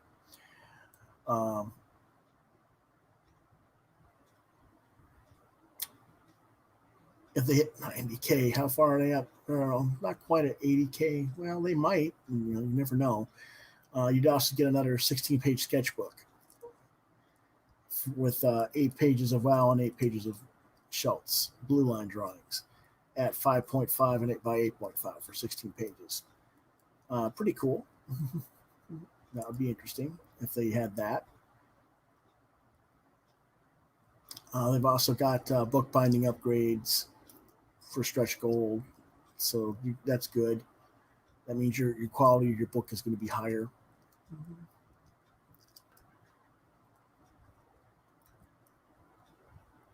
Carbon number 4 with 58 pages, 9 by 12 inches. Like it says, most recent commissions and commercial illustrations, 2 gatefold covers, or 2 gatefold pieces inside paperwise. So I don't know. Really interesting to do what that's going to be. Here's some of the samples.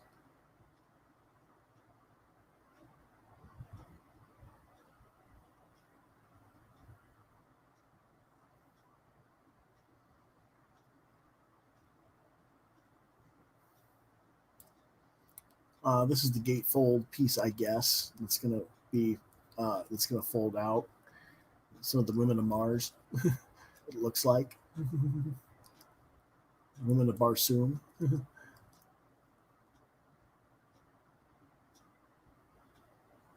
That's a Conan type piece. Looks like. This is Al, the cover to Al's book.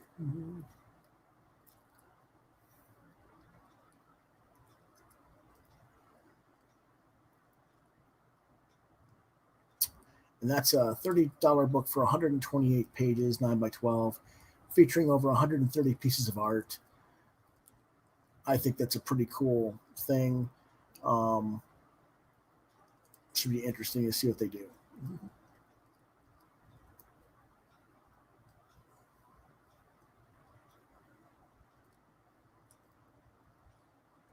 You can see like the photos that Al would take of himself as reference for different pieces of art in there. He was very heavy on photo referencing, and not photo referencing like, exact duplicate imagery of that, but referencing of body poses and stuff like that he used to create visual dynamics, which I think are pretty cool. Give you an insight as to how he worked and how, I won't say everybody works this way, but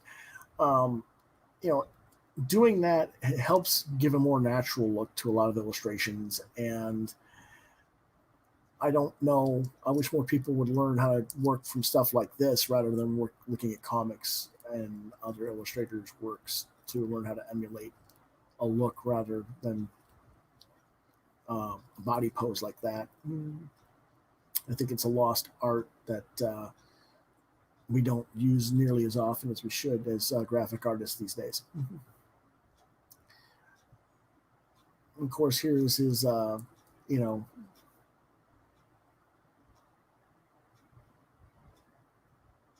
stuff that's kind of in the same vein as Flash Gordon. Just love the illustration work here of how he draws plant life and mushrooms and little dinosaur there in a corner there, and the little girl's got a little puppy or a stuffed animal over her shoulder. Yeah, it's just, then you see this cool like palace, and it's really cool stuff here.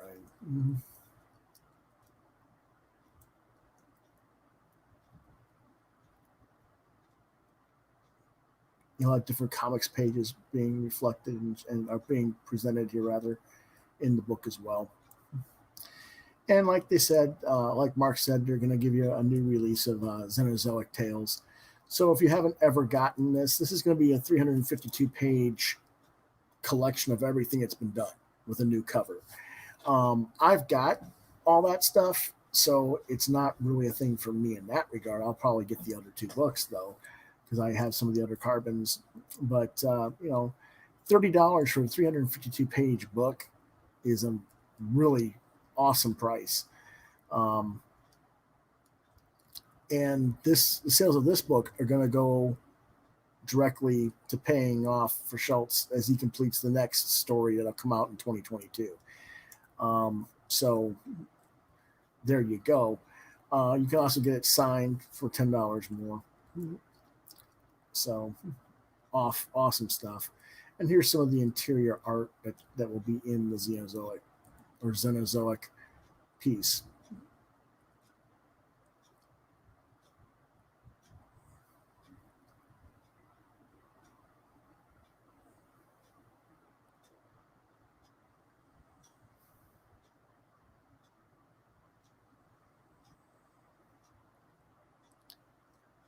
More Xenozoic stuff. And there's premium prints as well.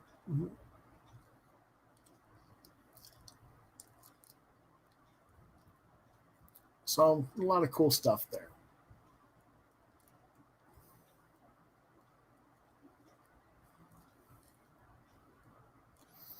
And it's going to ship in February. So, not that bad a time schedule, because you figure if it's going to end in 13 days. So basically you're talking from August to February. That's like what, 4 to 6 months? Was it 5-6 months? And you figure, you're going to have holidays in there as well. That's really not a bad deal at all. So I'm definitely going to get some carbon and probably the Al Williamson book there as well.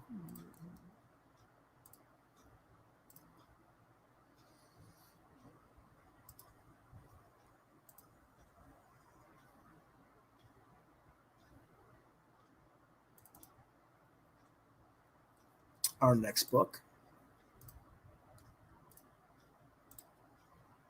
is Worms Crawl In by Dan Schmidt, I believe. Yes, Dan Schmidt. Does not have a video, unfortunately. He's almost at his $1,500 goal. He's got 35 backers. It's not very many backers, but there's 20 days to go.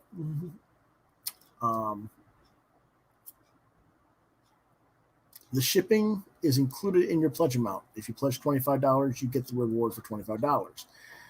Okay. That's if you live in the U.S. Now, outside, you might have to pay a little bit more. Can damnation turn into redemption? Can revenge turn into salvation? For fans of both horror and intellectual stories with a heart, I present Worms Crawl In. It's a 160-page black and white original graphic novel. Now, Santos asked about Outlaw Comics earlier on the episode this week in the email. This is what would be an outlaw comic in a way. It's dark. It's got a lot of violence. There's maybe some taboo stuff going on. I don't know for sure. It's all black and white. This would be what they refer to as an outlaw comic, okay?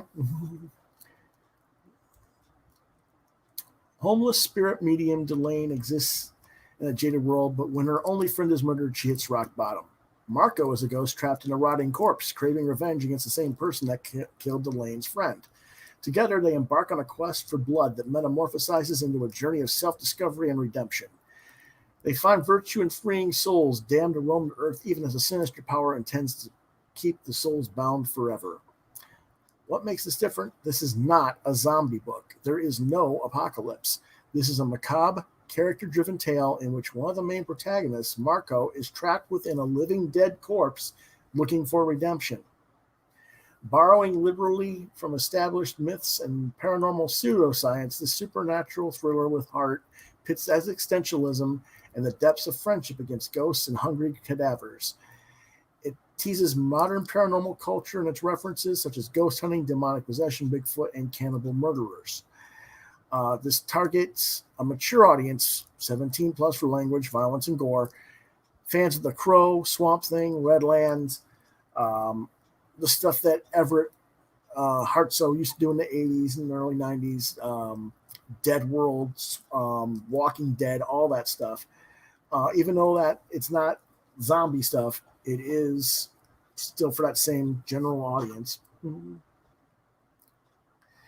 The artist here, Dan, is doing a really good job working on a lot of digital shading, computer shading. He's got a lot of I'm trying to think of the word, not craft tint, but it used to be called craft tint. Kind of like putting the dot matrix stuff on there to create shadows, shading and selling, but it's all done digitally.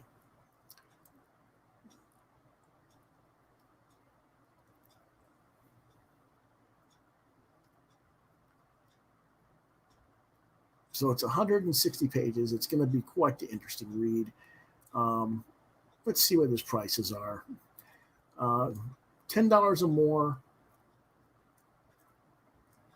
That's just to back the thing and say hello. $25 or more gets you the soft cover book signed. And this will ship in November of 2020. So it's going to ship in a couple months. It's only going to come in the soft cover autographed apparently, because you got, a $10 for not backing, for basically pledge without a reward.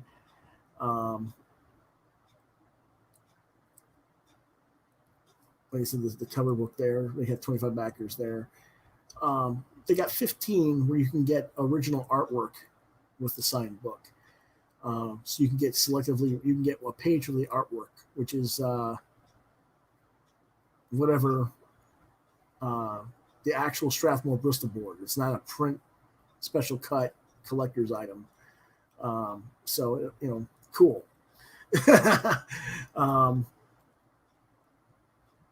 Don't know how that's going to look, but it'd be interesting to see that. I think he should show that maybe. I don't know. But there's there's 9 pages you can get randomly selected out of that story out of 160. Interesting. Okay, cool. Yeah, so if you're into that, the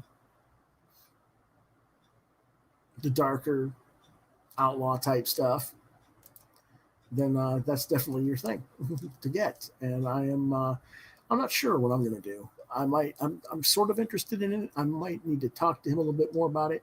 He's got 3 weeks to go, so maybe I'll have him on a show here next week or the week after, hopefully, maybe, and we can talk a little bit more about it and see what we can do. Okay. What else we got this week?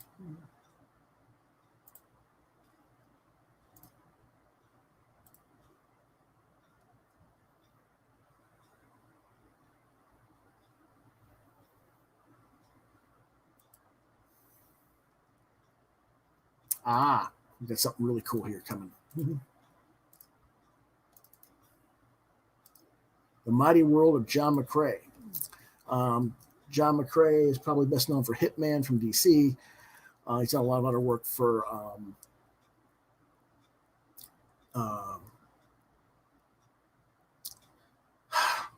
trying to think of it, 2000 AD over in the UK because he's a UK artist. This is a collection of his creator-owned works that spans his entire 32-year career and never before seen material. 9 days ago, as you can see, well over his pledge goal of not quite 10,000. He's over 37,000. Let's take a look at the video.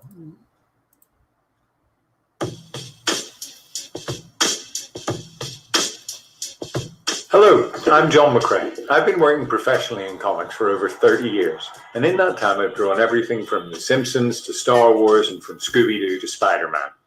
I'm hoping to publish a book of my creator-owned work that many people may not have seen.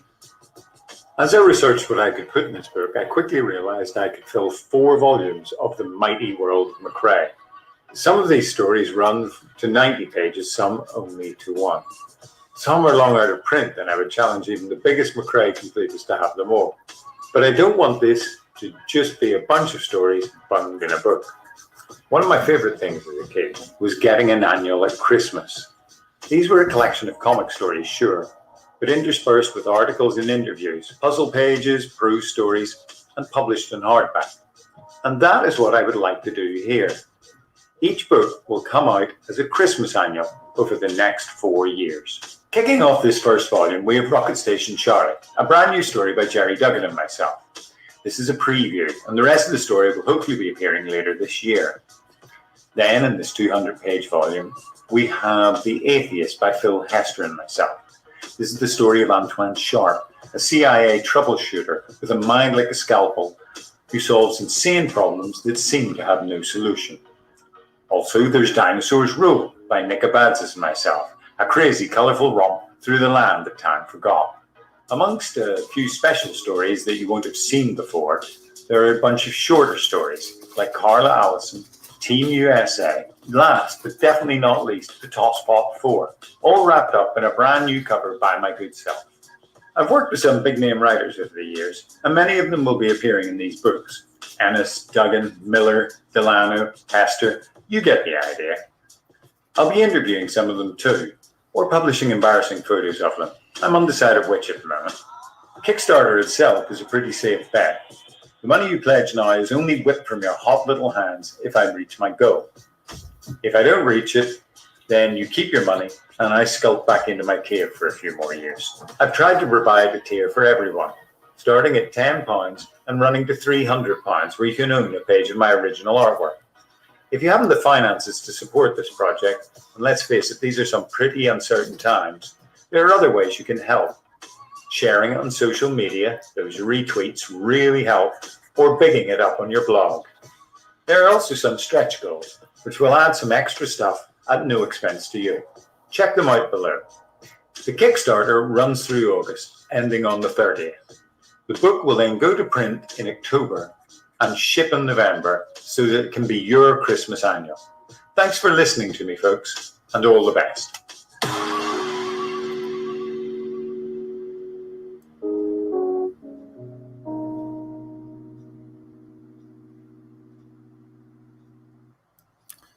So again, to clarify, this is the first volume that he's going to send you out of 4 that he plans to do.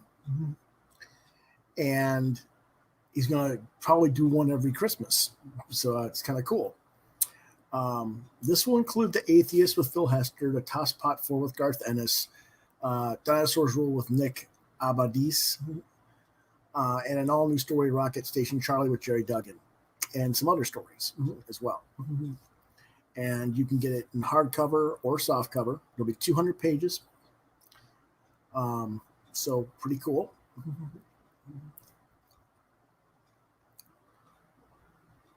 I don't know if you guys remember The Atheist, but it came out through Desperado Studios, and that was like way back. I want to say at least 10 years ago, maybe longer. But it's been a while. But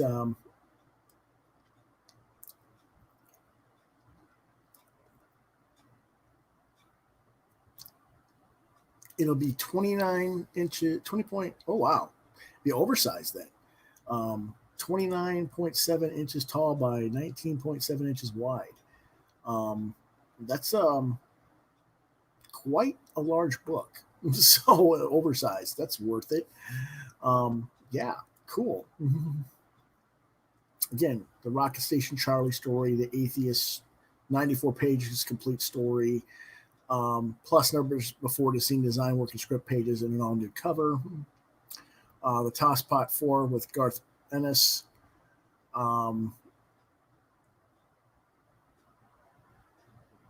Dinosaurs Rule, which was a painted story that he did. Carla Allison, Wormwood. Another one that's really cool painted pieces by McCrae.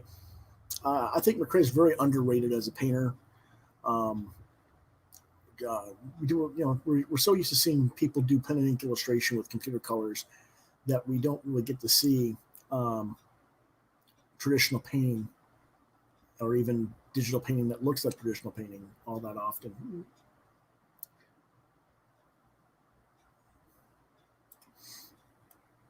So, what can we get here? For $14, it's $10 British. You get the digital book in November, which is practically immediate when you get a digital book. For $25 or more, you get a soft cover that's signed with a signed print of the cover, which means you get the digital book, the soft cover book, and the printed cover, and it's going to ship it anywhere in the world. That's about $34 US. And he's trying to get that to you for your Christmas present, which I think is, kind of cool. $35, $47 more, you get the soft cover book. I don't know what the Dead Eyes cutout face mask and sticker sheets are. We'll have to see if there's down here. Here we go. There's your sticker sheet and a Dead Eyes mask. I don't know what Dead Eyes mask is for, but okay. You get 4 Christmas cards, a large postcard with the Christmas bundle, or you can get all of it for $45, which would be like having let's see.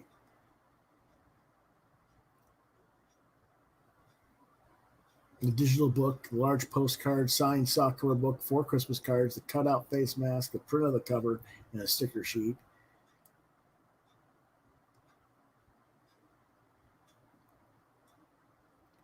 Or you can get a hardcover version of it. So there's a lot of really cool stuff there to be had. Different covers for the hardcover and the soft cover, as you can see.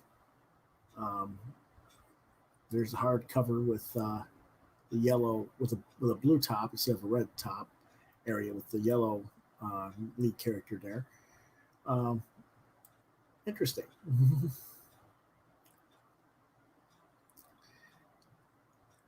You can get a hardcover sketch upgrade. You can get original artwork from The Atheist. You can get original Boys artwork. You can get original artwork of Dead Eyes, original Hitman artwork, all kinds of cool stuff. Apparently, The Atheist one's no longer available. Hitman's no longer available. Some of these are not available anymore because they've been there's a few more there. But yeah, he's selling a lot of his art with that. Here's a look at this sticker sheet real quick, which is kind of cool. There's what the Deadeye mask looked like.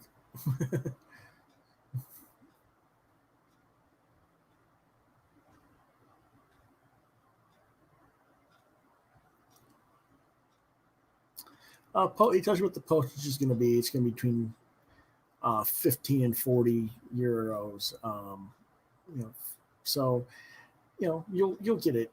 Yeah, we're looking at probably $40 to $50 to get the thing in soft cover, and maybe 60 or so for hardcover. Not bad though.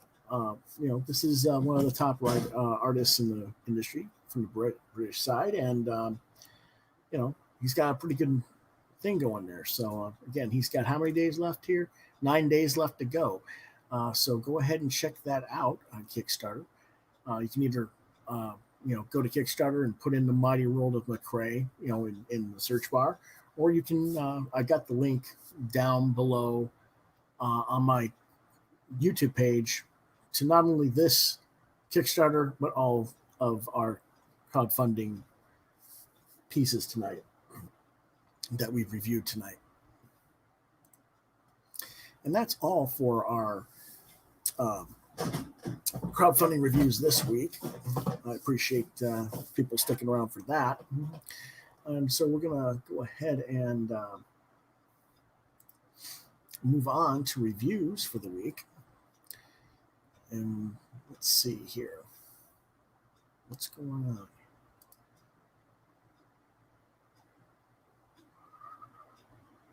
Okay.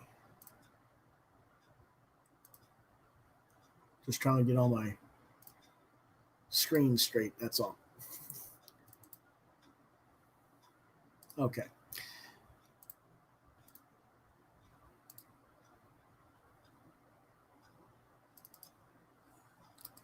This week, our first book was It Eats What Feeds It.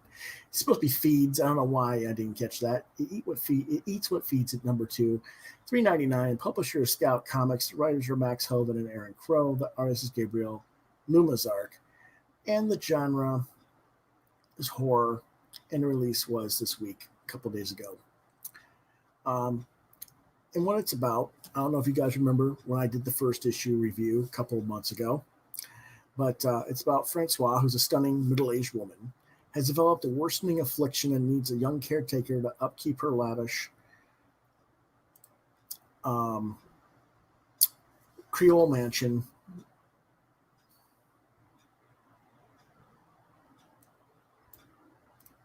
Pardon me, my throat's bothering me tonight. Deep in the mystic bayou of Louisiana. Kenny, a teenager looking for a summer job, happily falls right into her lap. Blinded by her beauty, Kenny accepts her offer, but ignores the fact that he's required to slide raw meat into a slot on a bolt-locked, steel-plated attic door he's restricted access to. As Kenny's adoration becomes love, Francois' health begins to plummet, forcing Kenny to learn the truth about her secrets before either of them is prepared. In this particular issue, her illness is worsening, and she orders Kenny to go to a bar to get assistance from Greg Trucks. Bewildered by her request, but devoted to her wishes, he takes off to the bar and runs into an old high school acquaintance, a jerk nicknamed Bug, who first helps him get into the bar, but then harasses him. They meet with Trucks, who is eager to get Bug away from them so that they can go do what needs to be done, but Bug spills beer on Trucks' boots, and Trucks instead tells Kenny to take Bug to Francois with my regards. Kenny rushes Bug back to the house. At first, it seems like Francois might use him for sex, but then she leads him to the door, to the room she's told Kenny he can't go to. Kenny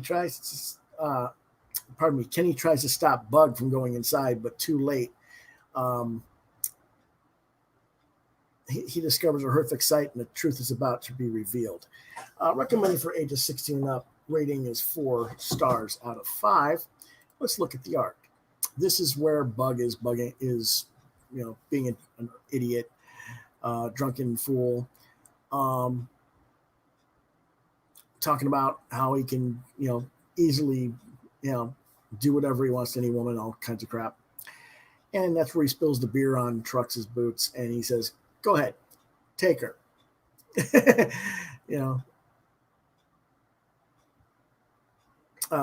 Take her home to Francois. What? Just do it. She needs him tonight. That's all. You'll see. Give Francois my regards. So they go, and he's talking. Oh yeah, I'm going to get the banger, and oh yeah, okay, fine. Just you stay here, and I'll take him upstairs. And he realizes that, you go upstairs and wait for me, and and he tries to stop him, and she's like, "No, leave him." Now I don't believe that I showed the next reveal. I did not, so because I didn't want to reveal what the new thing is, but you have to buy the book. It's pretty cool though. The end reveal of the issue. It kind of leads into what her curse is actually, and what's causing her to have the affliction.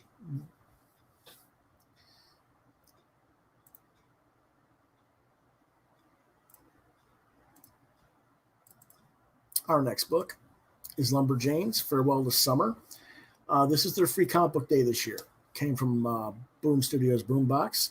The writers and artists are Polterink, Sarah Stern, Aubrey Ais, Dozer Draws, Marta Alejo, Casey Nowak, and Brooklyn A. Allen. The genre is youth adventure, early teen adventure. And what it's about is there's 6 short stories about a troop of female campers and their adventures at a magical summer camp. Each story is written and drawn by one person in the order I listed, save for Brooklyn Allen, who only contributed a pinup. It's a nice one-shot collection of short stories, and anybody can pick it up and read the book without knowing the characters. It gives enough of a tease about the world that they exist in to maybe make you want to check out more Lumberjanes book, which is the whole point of that book and of Free Comic Book Day. It's a good starter series to get a good reader into the medium with. Recommended for all ages, 4 out of 5 stars. Here's the artwork. Summer camp is coming to an end, and they're going to go home and go their separate ways. And 2 of the characters go to the top of the hill, and they see what is called the migration, which is all their little dragons and phoenixes going on the migration. And they're saying, "Hey, we're going to be friends even if we go home and everything, we're still going to be friends and everything." And then they see the migration. It's kind of a cool thing. I don't remember which. This is by Sarah Stern. Okay, this is like I said, each story was done by a different person. I didn't put every individual person's artwork up for the review. Our next book is No One's Rose, number 4, $3.99. Vault Comics. Writers are Zach Thompson's and Emily Horn. The artist is Alberto Albuquerque with colorist Raul Angulo. The genre is science fiction, released this week, August 19th. And what it's about, the lead character 10 goes on a special mission and learns that there's a tribe of humans who have learned to live with their own special tree, only they aren't in a dome.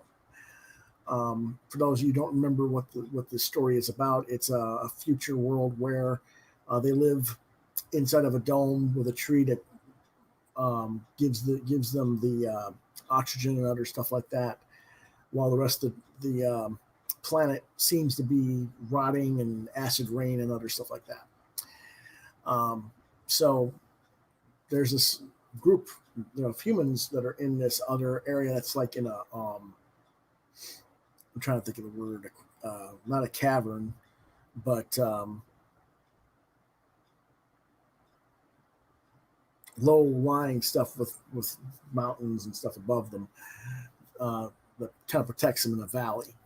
Okay, that's what I was trying to think of.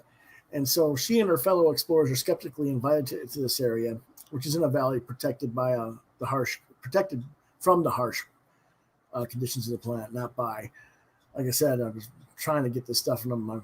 My brain was not well this week from what happened with the taxes.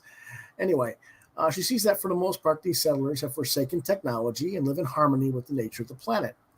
She begins to think that there's a different way to save her people when the other explorers start trying to tear the tree out of the ground and take them for themselves and take it. Recommended for ages 16 and up, 4 stars out of 5. Here's some of the artwork. And as you can see, this is all where they're at. You can see it's all ugly mountain space and rotten trees and stuff like that.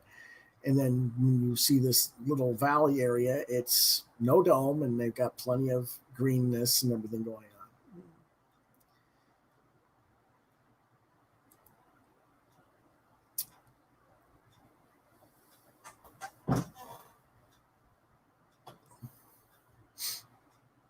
And there's basically the leader of the group arguing with the leader of the explorer group, and then they're trying to talk common sense into the people. And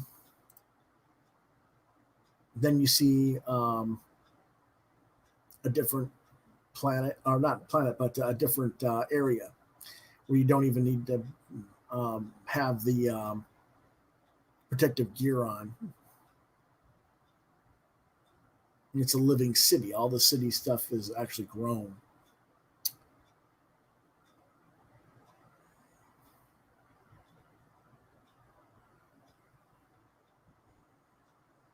I like the artwork by Albuquerque and Angulo. Here we are 4 issues in. It's going to be interesting to see how they tie this up. I think there's only 2 more issues left, and there's other stuff going on I don't want to get into, but it'll be interesting to see what they do with it. Our next book is The Osiris Path, number 2 and 3, $3.99 each, from publisher Behemoth Comics. The writers are Christian Moran, Corey Coleman, and Brockton McKinney. The artist is Walter Barna, with covers by Justin Greenwood and Brant Simpson. Greenwood also does, I believe, the breakdowns of the layouts of the interior art as well. Genre science fiction, and what it's about is the away party from issue 1 splits up, and then one of the members is captured by a rogue faction called Set Group, who apparently were already living there hidden on this planet that they were looking for place to settle, basically. He escapes and gets back to the away team, and they try to get back to their ship, only to learn that their main ship has been attacked by the Set Group on their ship. And so what the question is are they all going to survive, or are they all going to be killed? I gave it 3.5 stars. It's recommended for ages 16 and up.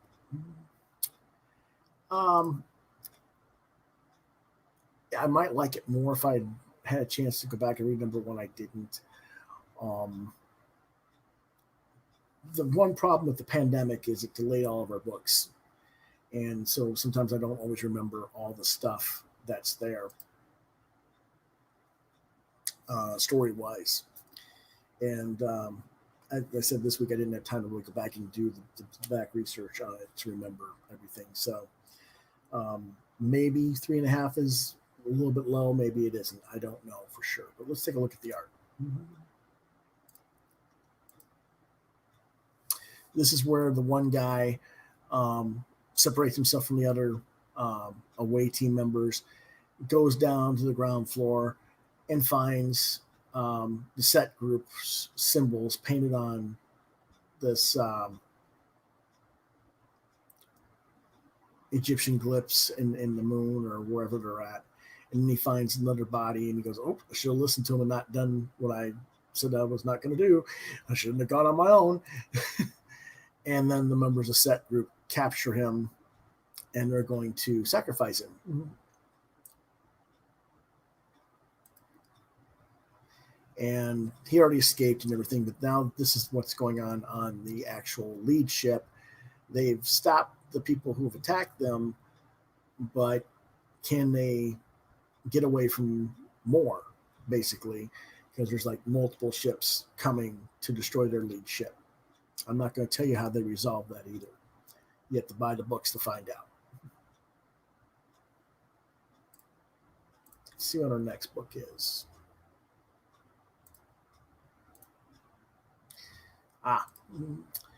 It's Suicide Squad, The Phoenix Gambit, trade paperback, volume 6, $19.99 cover price. The publisher is DC Comics. The writers are John Ostrander and Kim Yale. The lead artist is Jeff Isherwood. There's some Mark Badger inking over Jeff, and there's some other people in there as well. There's a Norm Brayfogle cover in there for some of the chapters and stuff, because this is a collection of issues, I believe 40 to 49 of the original 80s series. The genre is superhero. The ISBN number is 978-1-4012-6904-3. And what it's about is Amanda Waller has been imprisoned for a year after her Task Force X fled her custody while taking down LOA. The U.S. government isn't finished with the Suicide Squad. Political unrest in the Eastern European country of Vlatava, causes Sarge Steele to turn to the dirtiest black ops team in the business. But this time, Waller has a price, full autonomy. The Suicide Squad are now free agents. With the help of Batman, Waller reassembles the team and they go wherever the mission and the money takes them. But when a deadly enemy they thought they had defeated returns from the grave, can they survive long enough to enjoy their newfound freedom? Recommended for ages 13 and up. 4 stars out of 5. Don't have any artwork scanned, but I had the book here.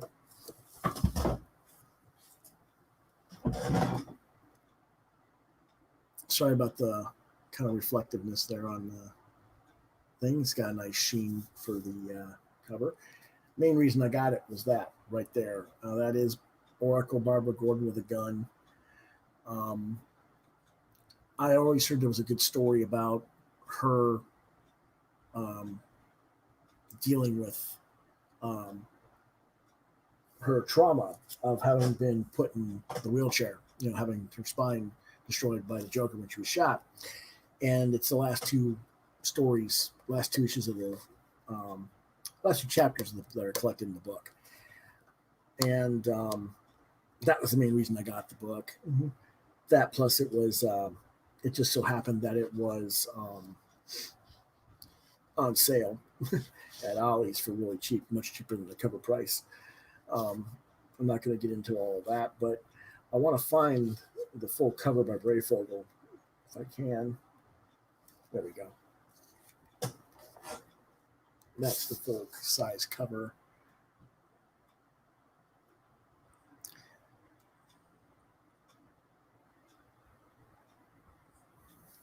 And that was issue number 49.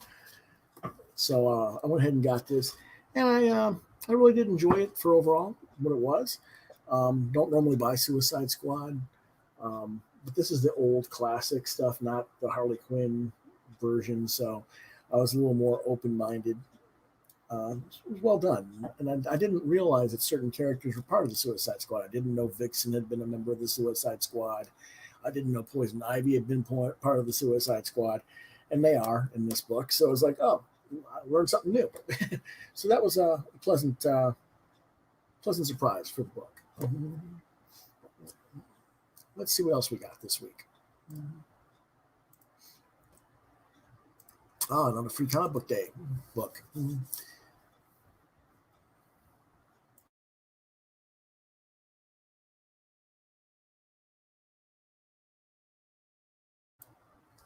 Sorry about that. I had to sneeze off camera. The Tick, free comic book day book for 2020, free. Publisher is New England Comics Press. The writer is Jeff McClellan. The artist is Ian Chase Nichols. The genre is superhero comedy. And what it's about, there's 2 stories in the book, and they're of the absurdist superhero, the Tick, and his various buddies. In the first story, the Tick is merged with an alien being who takes him over and is feeding off the excitement of being a superhero. Only he's almost exhausted the Tick's body. Can the Tick's friends figure out a way to get rid of the symbiote alien before it kills him? In the second story, to be honest, I really have no idea what's going on. Tick has a group of monkeys in spacesuits following him around. He appears to be on the moon, but then he's crashing his enemies' homes on Earth and then self-destructing his own place. So it didn't make a lot of sense.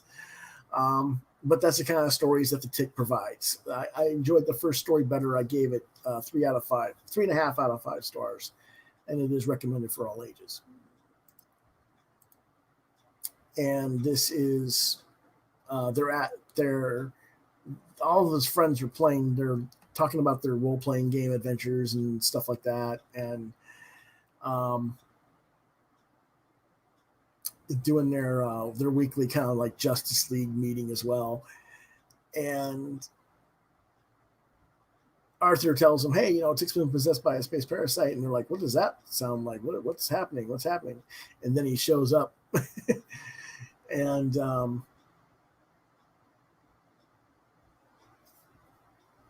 it's interesting because the Tick isn't answering, the alien is. So there's that one. And I'm not going to tell you what they do to get rid of the alien or how they solve the problem. And then this is the storyline where he seems to be on the moon, and he jumps from the moon, and then he's broke into Chairface's home, and you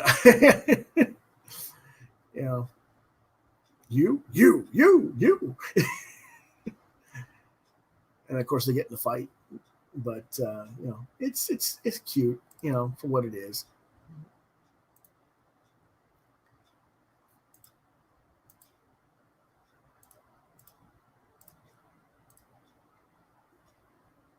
All right, our next book, more humor. Mad's Original Idiots, Wally Wood. This is a collection of everything that Wally Wood did that was featured in Mad Comics number 1 to 23 between 1952 and 1955. The writer is Marty. The publisher is Mad Books. It's actually DC nowadays. It's $14.99. Harvey Kurtzman wrote it all, supposedly. Wally Wood drew it all. Genres, humor, and satire. The ISBN number is 978-1-4012-5901-3. This is arguably some of the best satirical comics ever produced, and it's definitely worth your time to seek it out, especially if you can get it like I did. I got it for much cheaper than the cover price at an Ollie's. So if you go to Ollie's bargain discount centers, if you have any of those around you, you might want to look for this. It's recommended for ages 13 up, 5 stars. Let's take a look at some of the artwork. This is his parody of Super Duper Man, Superman, flying through the wall, and he's like this weird looking like Ark Rum version of Clark. His Clark is like looking like Robert Crumb or something. Typical Lois Lane type Robin Hood wearing hat and feather in her hat. Typical way that Wally drew women, cartoonish wise. He's trying to give her. He's sitting in a trash can, trying to hand her a pair. Take my present for you, please. Oh, another pearl necklace. What has set you back, creep? I have spent my entire life savings. Thanks. Now go away. You bother me. Can I sniff your perfume, please? Please. 2 sniffs is enough. Now get out of the way. Smacks him around and walks out. I think that's hilarious.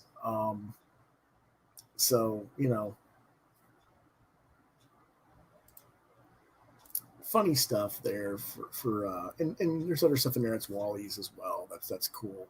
I also showed most of that stuff that's in there when I reviewed those big Wally Life and Legend of Wally Wood. I showed some of the other stuff that was in this. The difference is a lot of this is in color versus black and white. But if you want to take another look at better sized artwork of that, you can go back to the episodes where I reviewed the Wally Wood stuff.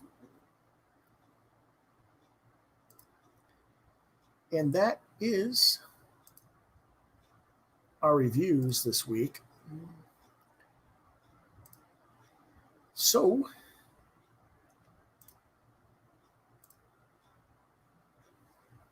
I guess it's going to be all for this week. I want to thank everyone for watching.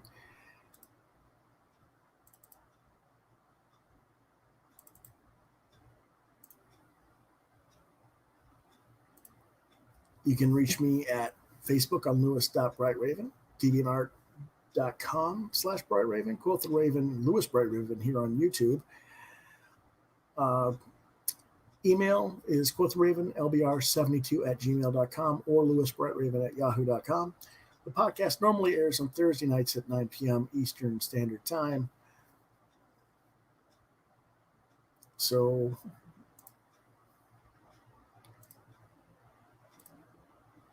whoops. Sorry about that, folks. Been kind of a rough week, like I said. I don't know if I'll be on later this week or not. Later this weekend, I might do a live draw, I might not. Depends on what's going on. I spent a lot of today working on some yard work. I had a jungle back in the backyard. I don't know. There might be some other stuff so going on this weekend. But if I've got time, I will do a live draw this weekend. So be sure to stay tuned to Facebook or this channel for that. Okay. So we will see you guys next week. Until then, have a good weekend. Stay safe.